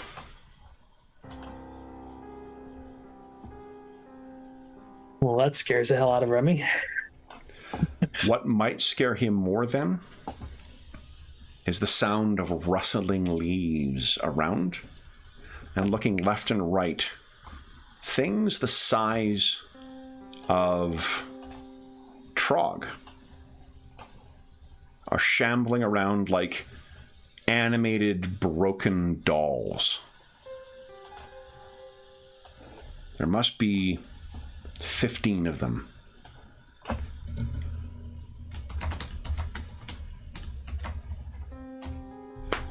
And they all look like this.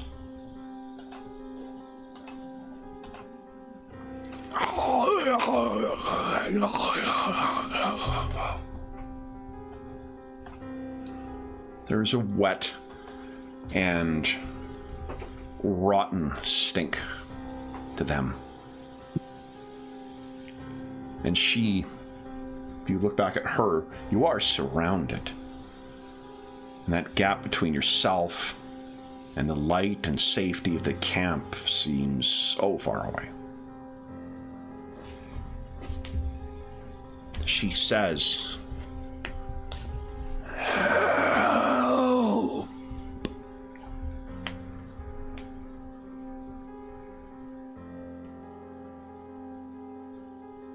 Says, do you think you're beyond help, lady?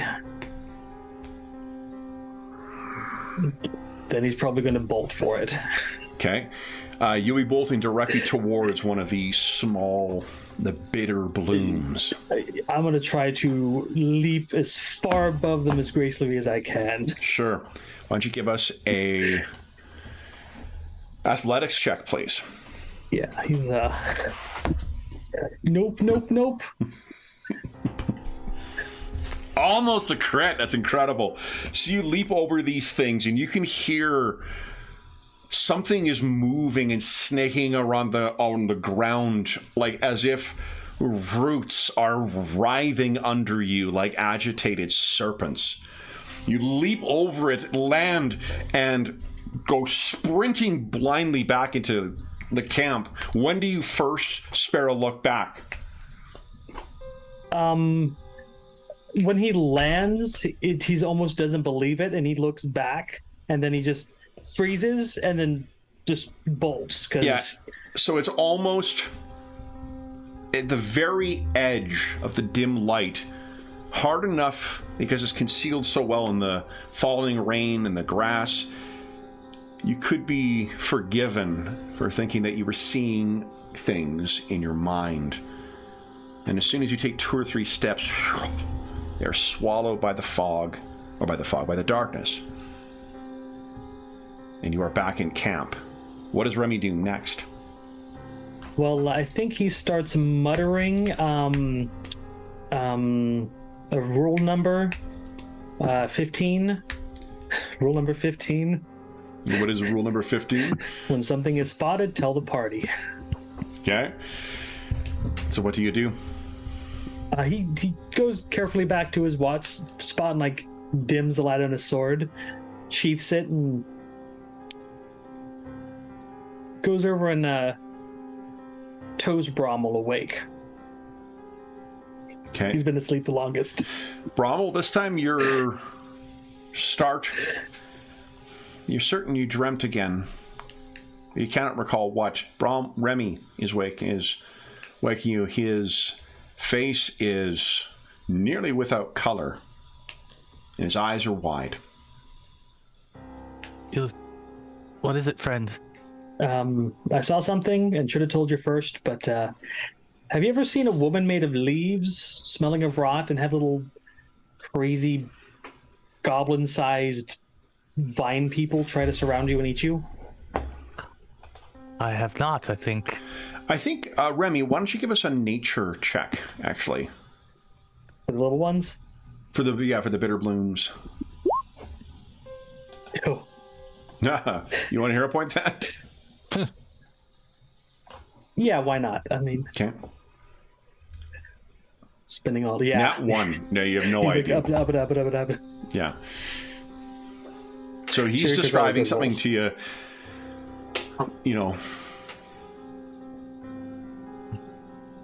You can give us actually an esoteric lore roll, Brommel.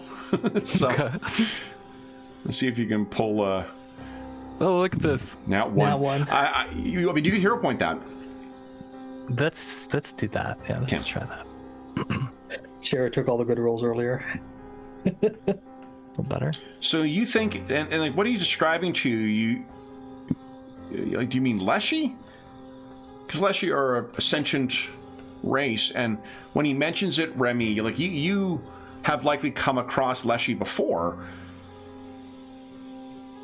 and you've not turned your mind to it, but like, oh god, is that what undead Leshy look like?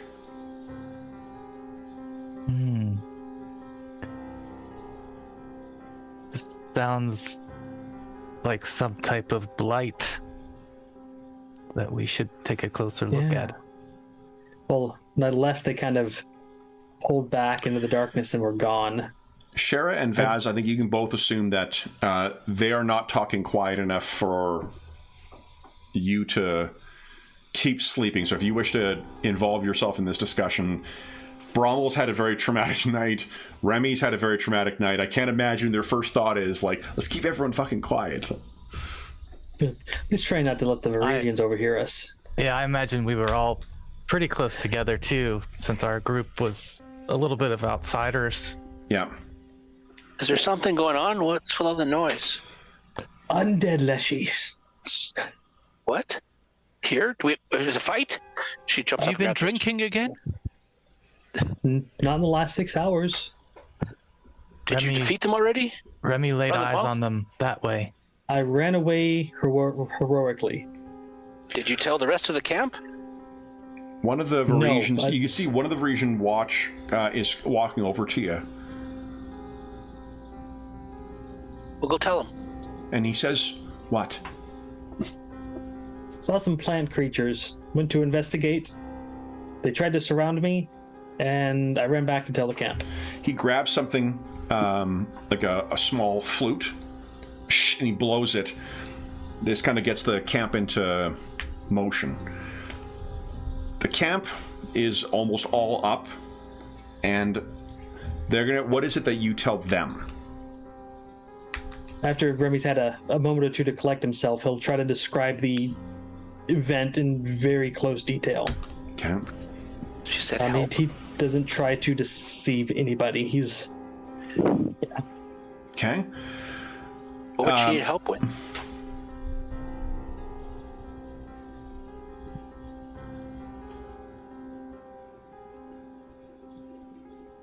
I'm not asking. I'm assuming that question isn't for me. No, that's Shara just asking to everyone. what would she want help with? If you make your way out to the stump, bringing some of the torches abound here, this is the village getting ready to storm Dr. Frankenstein's castle. Mm-hmm. You're brought out there, and what you find is a rotted old stump. Oh. Brommel, it most definitely brings some associations for you. And Remy will point at the grass, and I think there were vines slithering in the ground around here. Is anyone trained in survival? Baz is. Yep. I think. Oh, yeah, right. I Vaz, will- give us a survival check, please. Survival check. Use those hero points.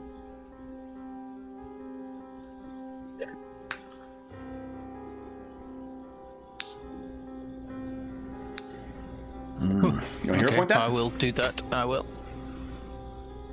Sorry, guys. There we go. Oh. Nice. What, sorry, Dave? They blame me for using all the good rolls earlier. Oh! What are you apologizing for? So, there's not tracks per se, Vaz. Nothing that left behind by a creature stalking through here or whatnot. But from what Remy described, there's certainly the telltale kind of undulations you'd see if a snake or something similar. I can't remember what it's called. There's a word for this type of motion that snakes have. Not slithering, but that strange, racing way they move. That is what you see here. But there is no sign of where they went. Could Brommel try to see or sense if there's any magic abound? Do you have Detect Magic? I don't think you do. No, I guess I mean I'm trained in Arcana. Maybe I can just look to see if I sense anything unusual about the No, stump. unfortunately. So, 4th edition does let you do stuff like that. If you're trained in Arcana in 4th, you can actually use it to sense magic and whatnot. Because there is a spell or a cantrip for Detect Magic in PF2 that kind of gates it behind that. I see. And let me tell you, Drowinius is a sound sleeper. So sound, in fact, he's probably not going to wake up for another 2 weeks. But If you are curious, though, like you would know, the Varisians, several of them seem to be gifted with some kind of magic, as is Uligor. Yeah, that he'll ask the question aloud if someone will sense magic.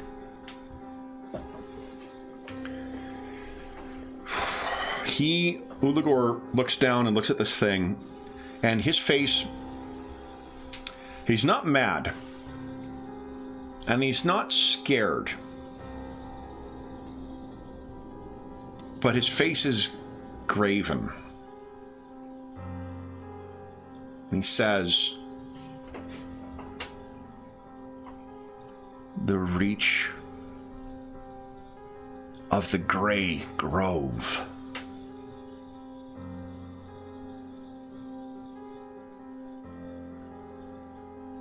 What's the Great Grove? He looks over. Those who venture further south, they speak of such a thing. Let's make sure I get the name correct here. Gnarlmax? Is that the name of the woods? The Gnarl Marshes.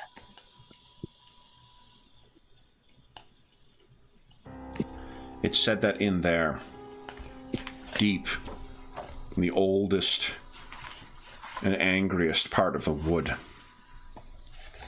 there is a rot.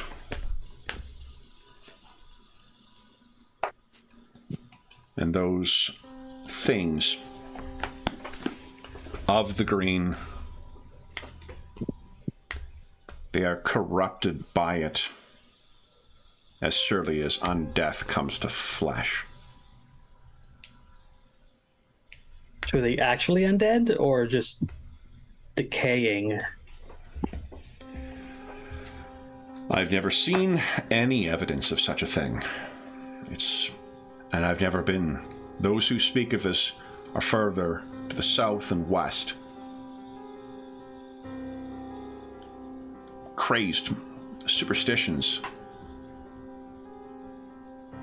with the wild things in the wild areas. Magic is unpredictable and unlike anything seen elsewhere. You're getting on the inside. Remember, Uligor's magic does not come naturally. It comes from study.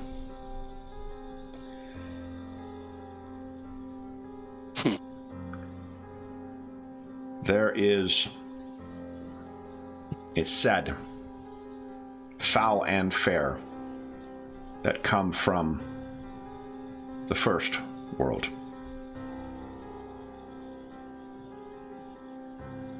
Undeath is not of that eternal realm. So to answer your question, Remy, I think not precisely what a necromancer might work, but an eternal corruption. Oh, you mentioned blighted. Where'd you get that idea? Oh, I had a rather intense dream about blight this evening. Isn't Desna the goddess of dreams? Bet she is. And you guys just spent an entire evening giving thanks and devotion to her, almost as if this place was temporarily made holy to the goddess of travelers, dreams, and prophecy.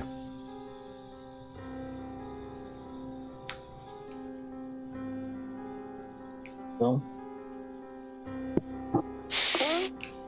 if it is creatures from these areas to the south, why are they here?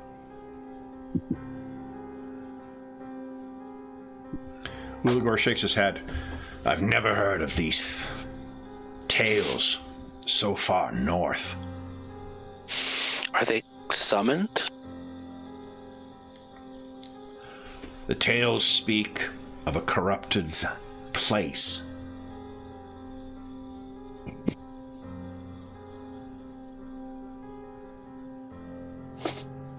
Something He looks evil. around at the gray, early pre-dawn, the vibrant life all around you, with the exception of this one tree stump. I see no sign of it here. Does not smell as such either. He looks up at you, Vaz. Do you find it?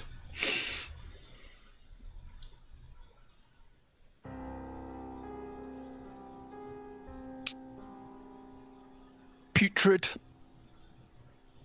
What can I... You can smell. It's just wet. You know, this is... No. It's fresh. Yeah. It just seems... You're all very... fanciful. You see? You see all your discussions earlier? But Vaz, It just seems wet to me. you can see something physically was moving in that dirt. You would otherwise happily chalk this up to their vivid imaginations, putting too much stock in the cards, but you can certainly see something is here and has vanished. That seems natural, maybe. Certainly leaves a physical trail. Is anyone else trained in nature? Bramwell is. Yeah, go ahead and give us a nature check. You want a hero point that? Yes. I missed giving you guys a hero point at 10 o'clock, by the way. So everyone gets a hero point. Okay. I will spend that one. Fast and loose. Oh. Like a teenager getting an allowance.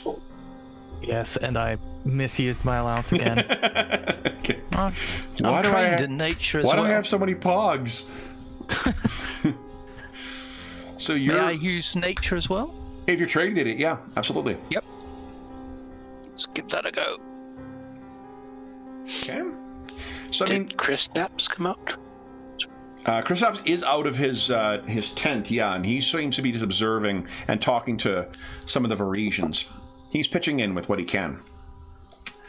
So Vaz, from the way that Remy described the woman, like there are creatures of the first world, of the Fae, that would match that description if you also factored in this gray grove that Uligor spoke of. There are all sorts of nature spirits, comely young women in particular, they're described to be, who have bound or are bound in some ways to living things. If you have a symbiotic relationship with something, both physically and metaphysically, and a corruption comes that might be of both kinds, then what might that do to you?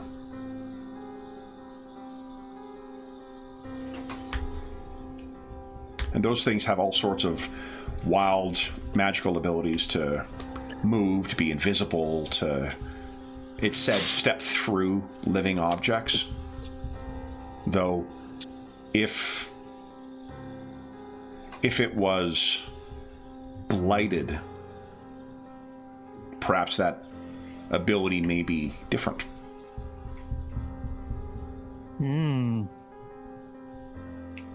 Concerning then. Maybe you haven't been drinking after all. Maybe it's not so fanciful. Always the accusations of drinking. Remy has to make a fortitude save to avoid throwing his back out with how hard he rolled his eyes. I make up things in stories and ballads, but not in camp. It's even early for Remy to drink. I was like, hey! It is? He worships the god of drinking, not me. Is it? It's not too early to drink. Too early, I never stopped. So the Varisians will conduct a search, and their efforts are as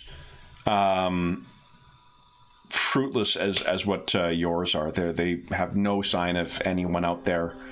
Though that, as seasoned travelers, they don't. You may expect them to be like treating you as if you were the boy who cried wolf. They do not. They've seen shit in the length and breadth of the things they have traveled. They have seen shit. Even though Remy will, offer an apology and, says, I'll still keep my eyes open. You would rather have someone call out something and for it to be gone than for someone to not say something because they're embarrassed and have half your people get killed. 100%. Yeah. Yeah. However, Remy, you did, as you say, have a really great rest, but you are fucking exhausted now. When the adrenaline goes through. And I think that the woman who did the harrow reading, she takes your hand and says, I hear you will be leaving us tomorrow or at dawn. Yes. It feels like a long time from now. She just kind of, pats your hand, and she turns to the rest of the party and says, he will need rest before the trip. And she says, come. And even with the rain coming down, if you let her, will lead you over to a wagon where there is a canopy that has been set out from the side, and underneath there are some chairs, one of which is a old wooden kind of like reclining thing that has some very well worn and padded down, but still comfortable cushions in it. And she says, sit. I will make tea to still your mind.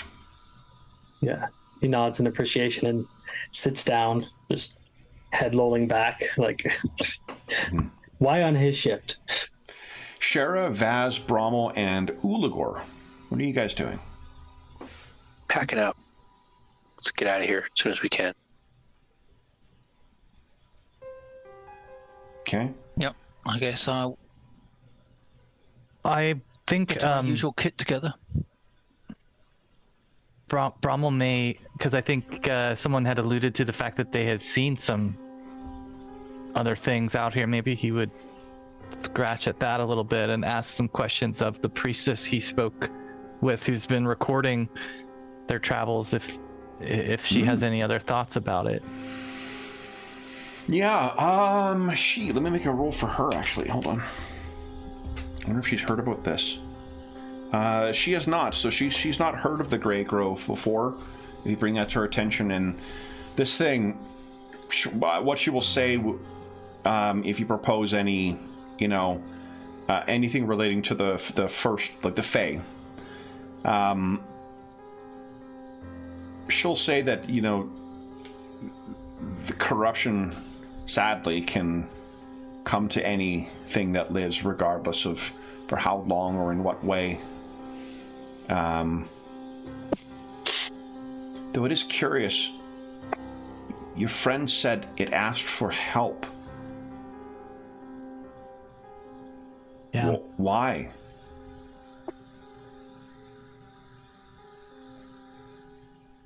I can only imagine that whatever controls these creatures is a dark power that even they want to refuse but cannot.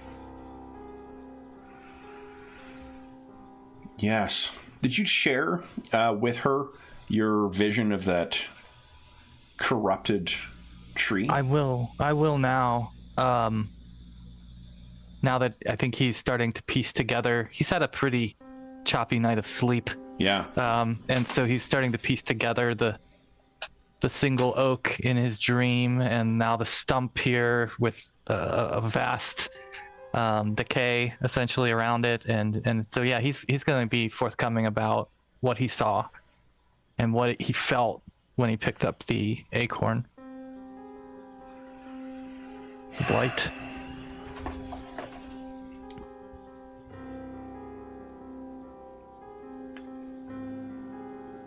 Our Lady Our Lady came to you.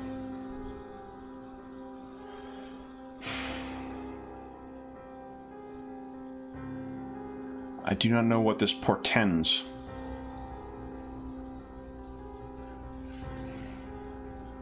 But clearly she meant for you to see this and understand. Its corruption spreads.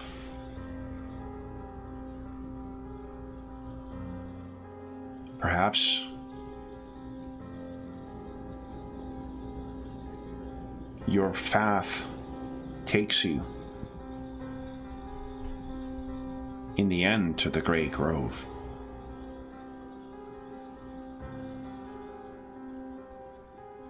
I think I should like to do that now because the lady has shown it to me.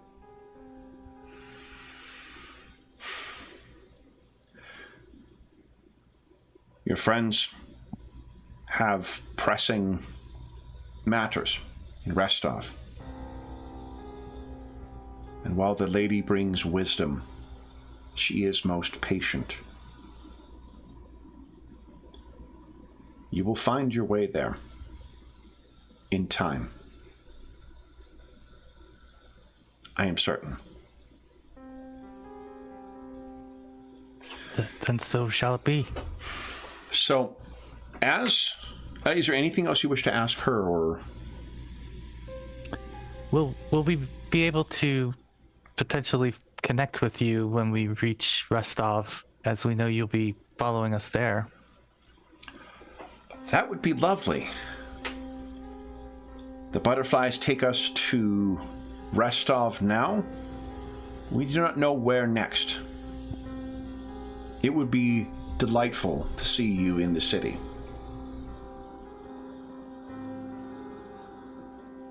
Well, we shall seek you out. We may likely be found in the company of Lady Jamandi, as we may have some business with her in the Great Hall. Perhaps Lady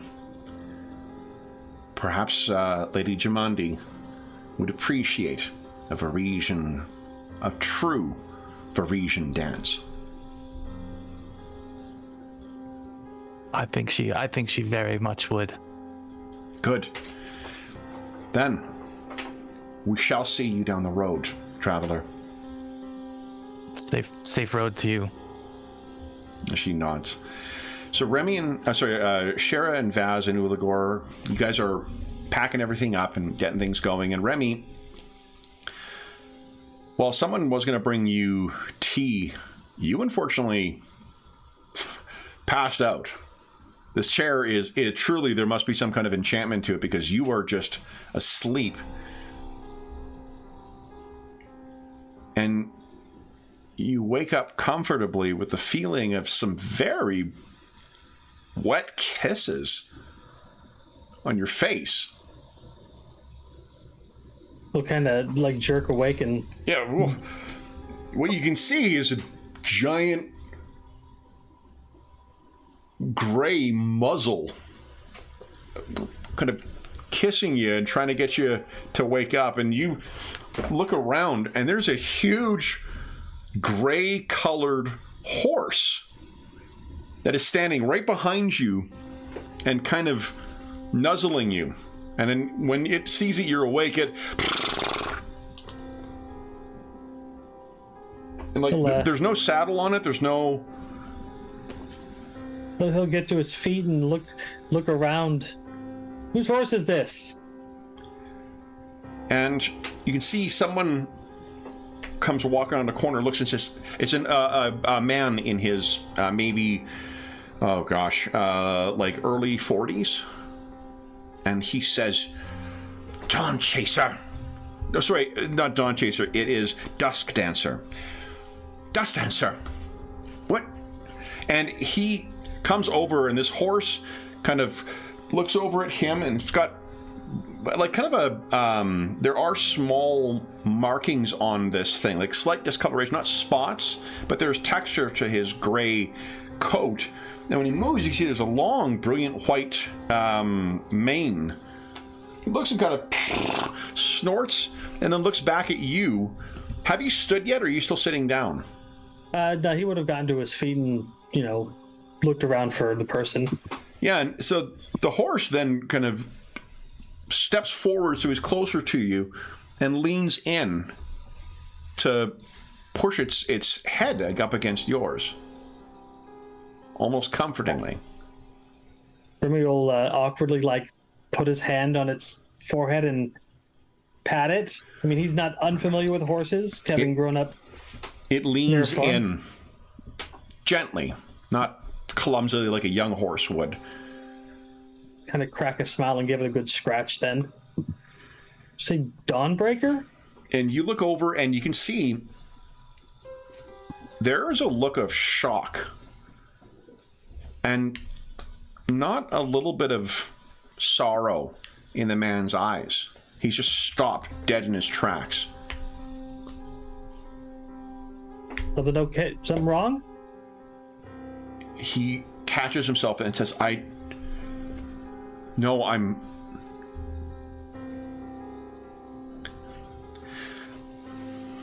Dancer there.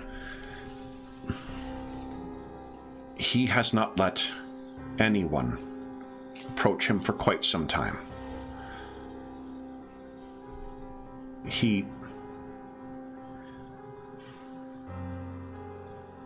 My son's name was Zale. Zale? And the horse kind of and leans into you. Zale... Dusk Dancer was Zale's horse. But there are a people who call themselves the Black Horses in the plains of Numeria.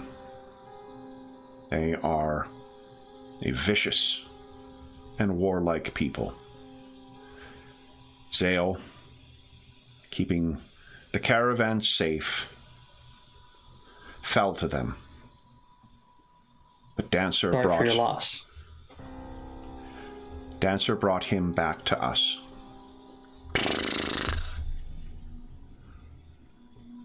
But he has refused all riders since.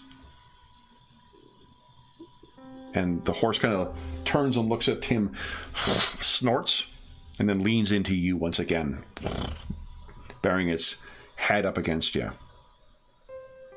I think this horse likes me, but he gives him a scratch again. He leans in. The horse, you realize, it's not a pony, but it's not old. It's just colored that way. Ooh. And you can see there is a faded bleaching near the haunch where there would be the marking of the butterfly of Desna. The Parisians don't brand their horses, but they mark them.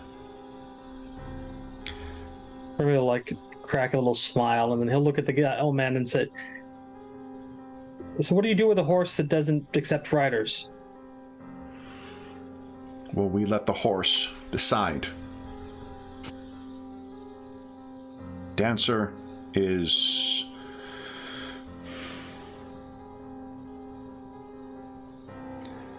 When Zale was born, Dancer was but a pony, and the two grew together. He's never known any others. But he knows his rider when he sees one. Wait. Are you saying he's chosen me?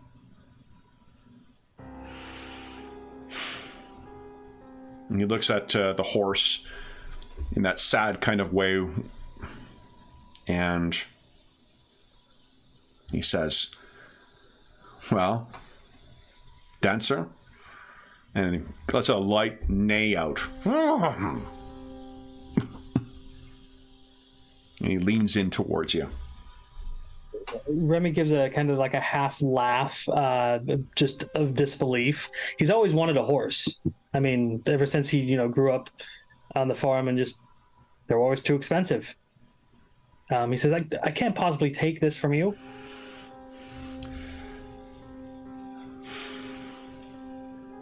Dusk Dancer is not a possession. He is a member of the family. And if his path takes him elsewhere, the lady will see him and watch over him as she does all of us.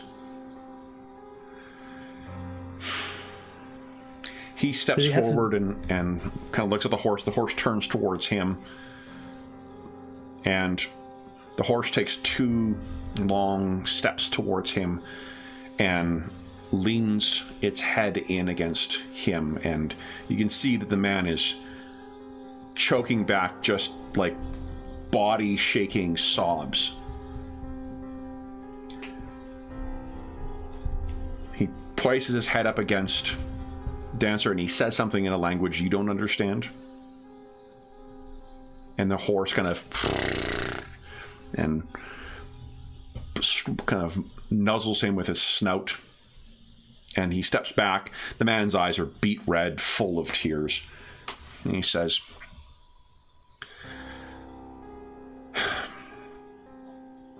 I hope you like a spirited animal. You can hear the from Dancer as it clops over to you and places its nose or muzzle up against you. And he says, but, Dancer, you don't get to pick, at least not alone. What do you say, traveler? Remy's grin has grown to his full face, and he says, well, I do enjoy a challenge. And he kind of like locks eyes with Dancer for the first time and says, how about it? It trots around and then comes back to you once again. Remy will give him a good tap on the shoulder with his hand and then make to jump up on him. The father says, I think the saddle will need a great deal of attention. Well, yes, but who rides their horse with a saddle the first time? Mm-hmm. He grins and says, you can try. And then what do we see? You see Remy attempt to just leap on the horse's back and get a hold, dig a handful into his mane to get a good grip. And you barely get a handle on it when he charges forward. You hear like a yeehaw as the rides off towards the middle of the camp. As you're going through camp, for how upset the last event was in the for the evening of everyone being woken up and having to go early, what you're starting to hear is people are calling out something in Varisian as they're going by, and more people. It seems that this horse and his circumstances were known to everybody in the caravan, as is the way of, a nomadic or traveling people, at least. And there are hoots and hollers as cheering the horse on in Varisian as it's racing around through camp. And while it's a bit of dicey moments, especially on some turns, you feel you've got a measure of the horse and it has a measure of its rider. He'll pull back a little bit to see if he can stop him before you knock anything over. I think you guys, maybe you stop off as the last of the stuff is being, piled up, and Brommel, Vaz, Shara, and Uligor, you're just kind of finishing packing shit up in the rain here. And Uligor looks up. Well, why does he get a horse? Because he picked me, Uligor.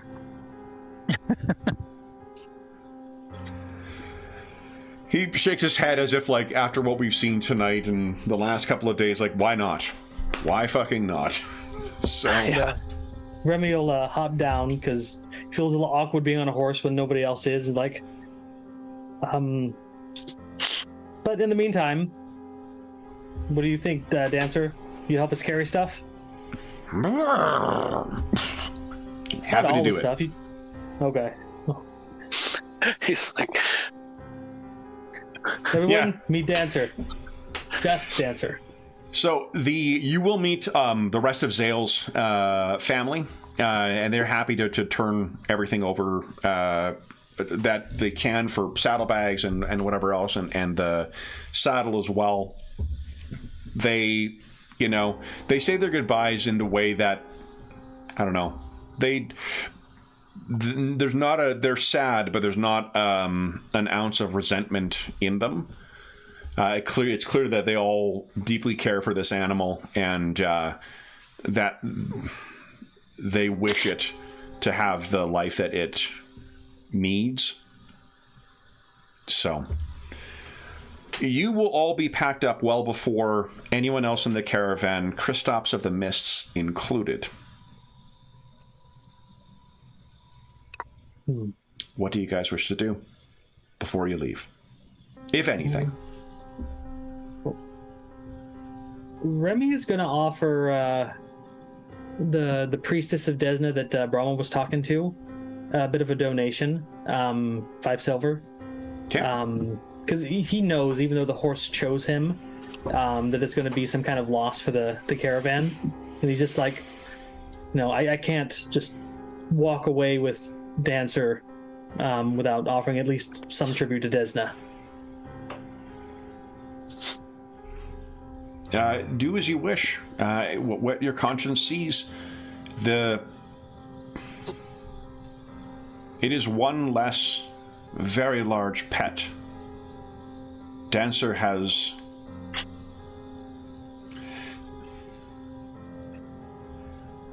it will be putting a magnificent animal to a use it has not seen in some time. I will treat him well. I trust in the horse's choice. But if He'll they lean won't in say and no, though. You wouldn't happen to know what his favorite snack is, would you? apples. Yeah, I think she produces, he has not allowed any to feed him in some time, but Zale would treat him with apples. Okay. Do you have any? She grins. Oh, yes. And you get a small not bushel, what do you call them? What's a collection of apples called? A parliament of apples. No. So you get a bunch of apples as well. Well, I'll put snacks for Dancer. Okay. So, anyone else? Shara, I think you can just feel the Harrow reader. You make eye contact with her once again, and it is an inscrutable look she gives you, but I'll leave it to you to tell us what Shara reads into that look. I think Shara's just trying to be hopeful, and even if this card does play out somewhere down the road, averting a disaster or surviving a disaster still means that something bad's going to happen. She just doesn't know what it is, so she's gonna. Yeah, it seems like we're gonna get a hopeful moment here with the horse and a new pistol and some cool stuff happening. So we got some new gear. Just look towards the rising sun and step into this new day in the rain. Okay. What about Vaz and Brommel? Vaz, actually, we really haven't heard from much apart from her armor. That's... No, well, she's... No. Well, I was going to say, it seems as if all of your companions are coming away deeply affected by this time with the Varisians, which is, from what you hear, not unusual.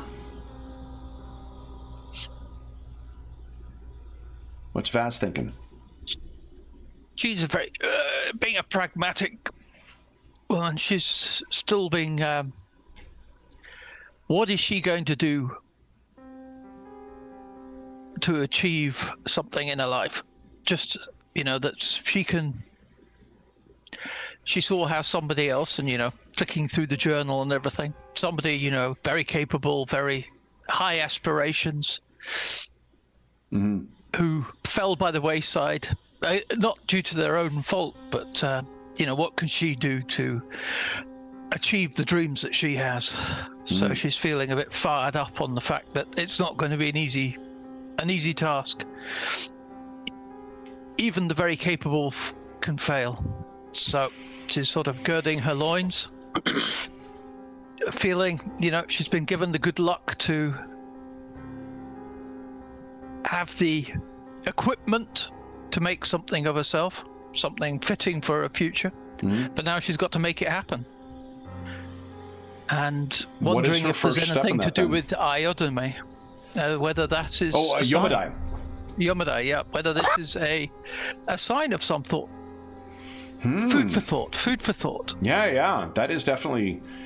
I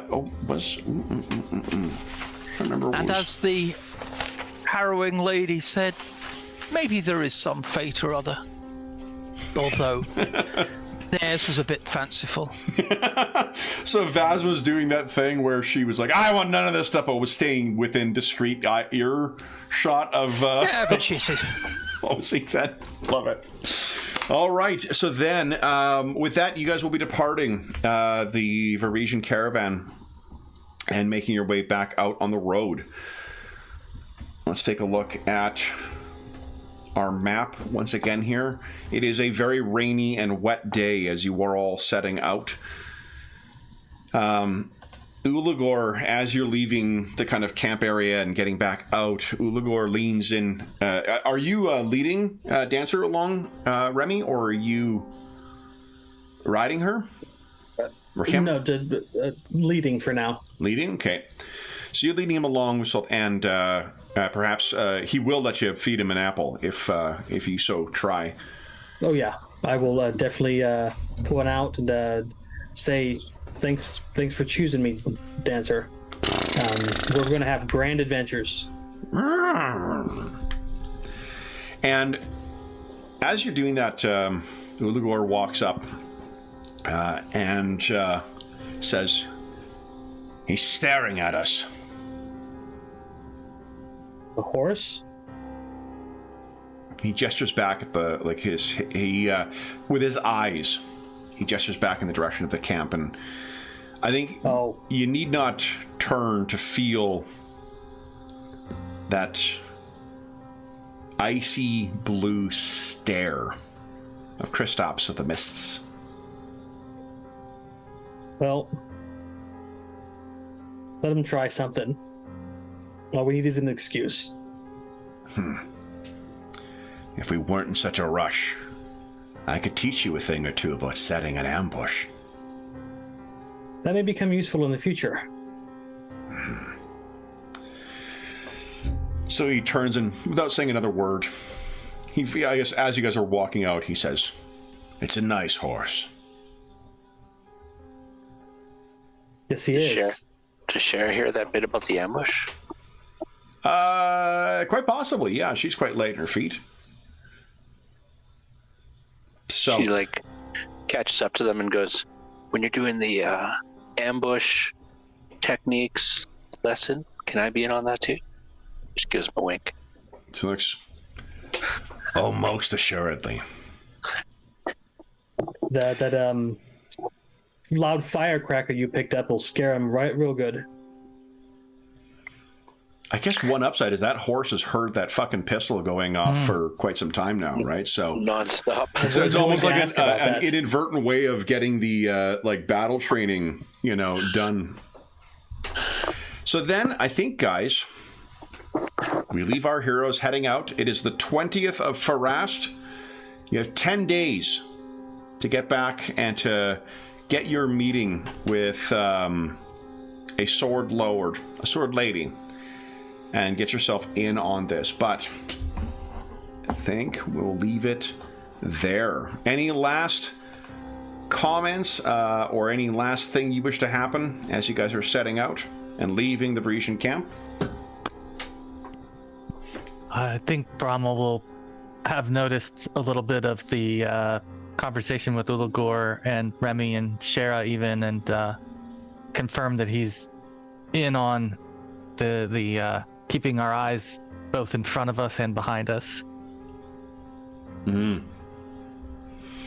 Then, with that, we bring our session to a close. So, for those listening at home, thank you so much for joining us for session 15, I think. Yeah, part 15 of our ongoing Kingmaker campaign. As is always the case, if you have any comments, questions, or concerns regarding the session, the campaign, or the game we're playing, please do not hesitate to leave a comment in the comment section of the video down below, and I'll endeavor to reply in a timely fashion. There's also a link down below in the description of the video to the Dungeon Musings Discord server, where we have channels dedicated to this game. I don't think this campaign. Maybe? I don't think so. But this game, in any event, and most of the games and campaigns we run on the channel, as well as a ton of other great channels like Finding a Group or just GM Discussion or whatever, there's a really great community over there, and you are more than welcome to join us. There is also a link down below to our friends at Noble Knight Games. Noble Knight Games is the preeminent unionized retailer of hard-to-find and out-of-print RPGs in North America.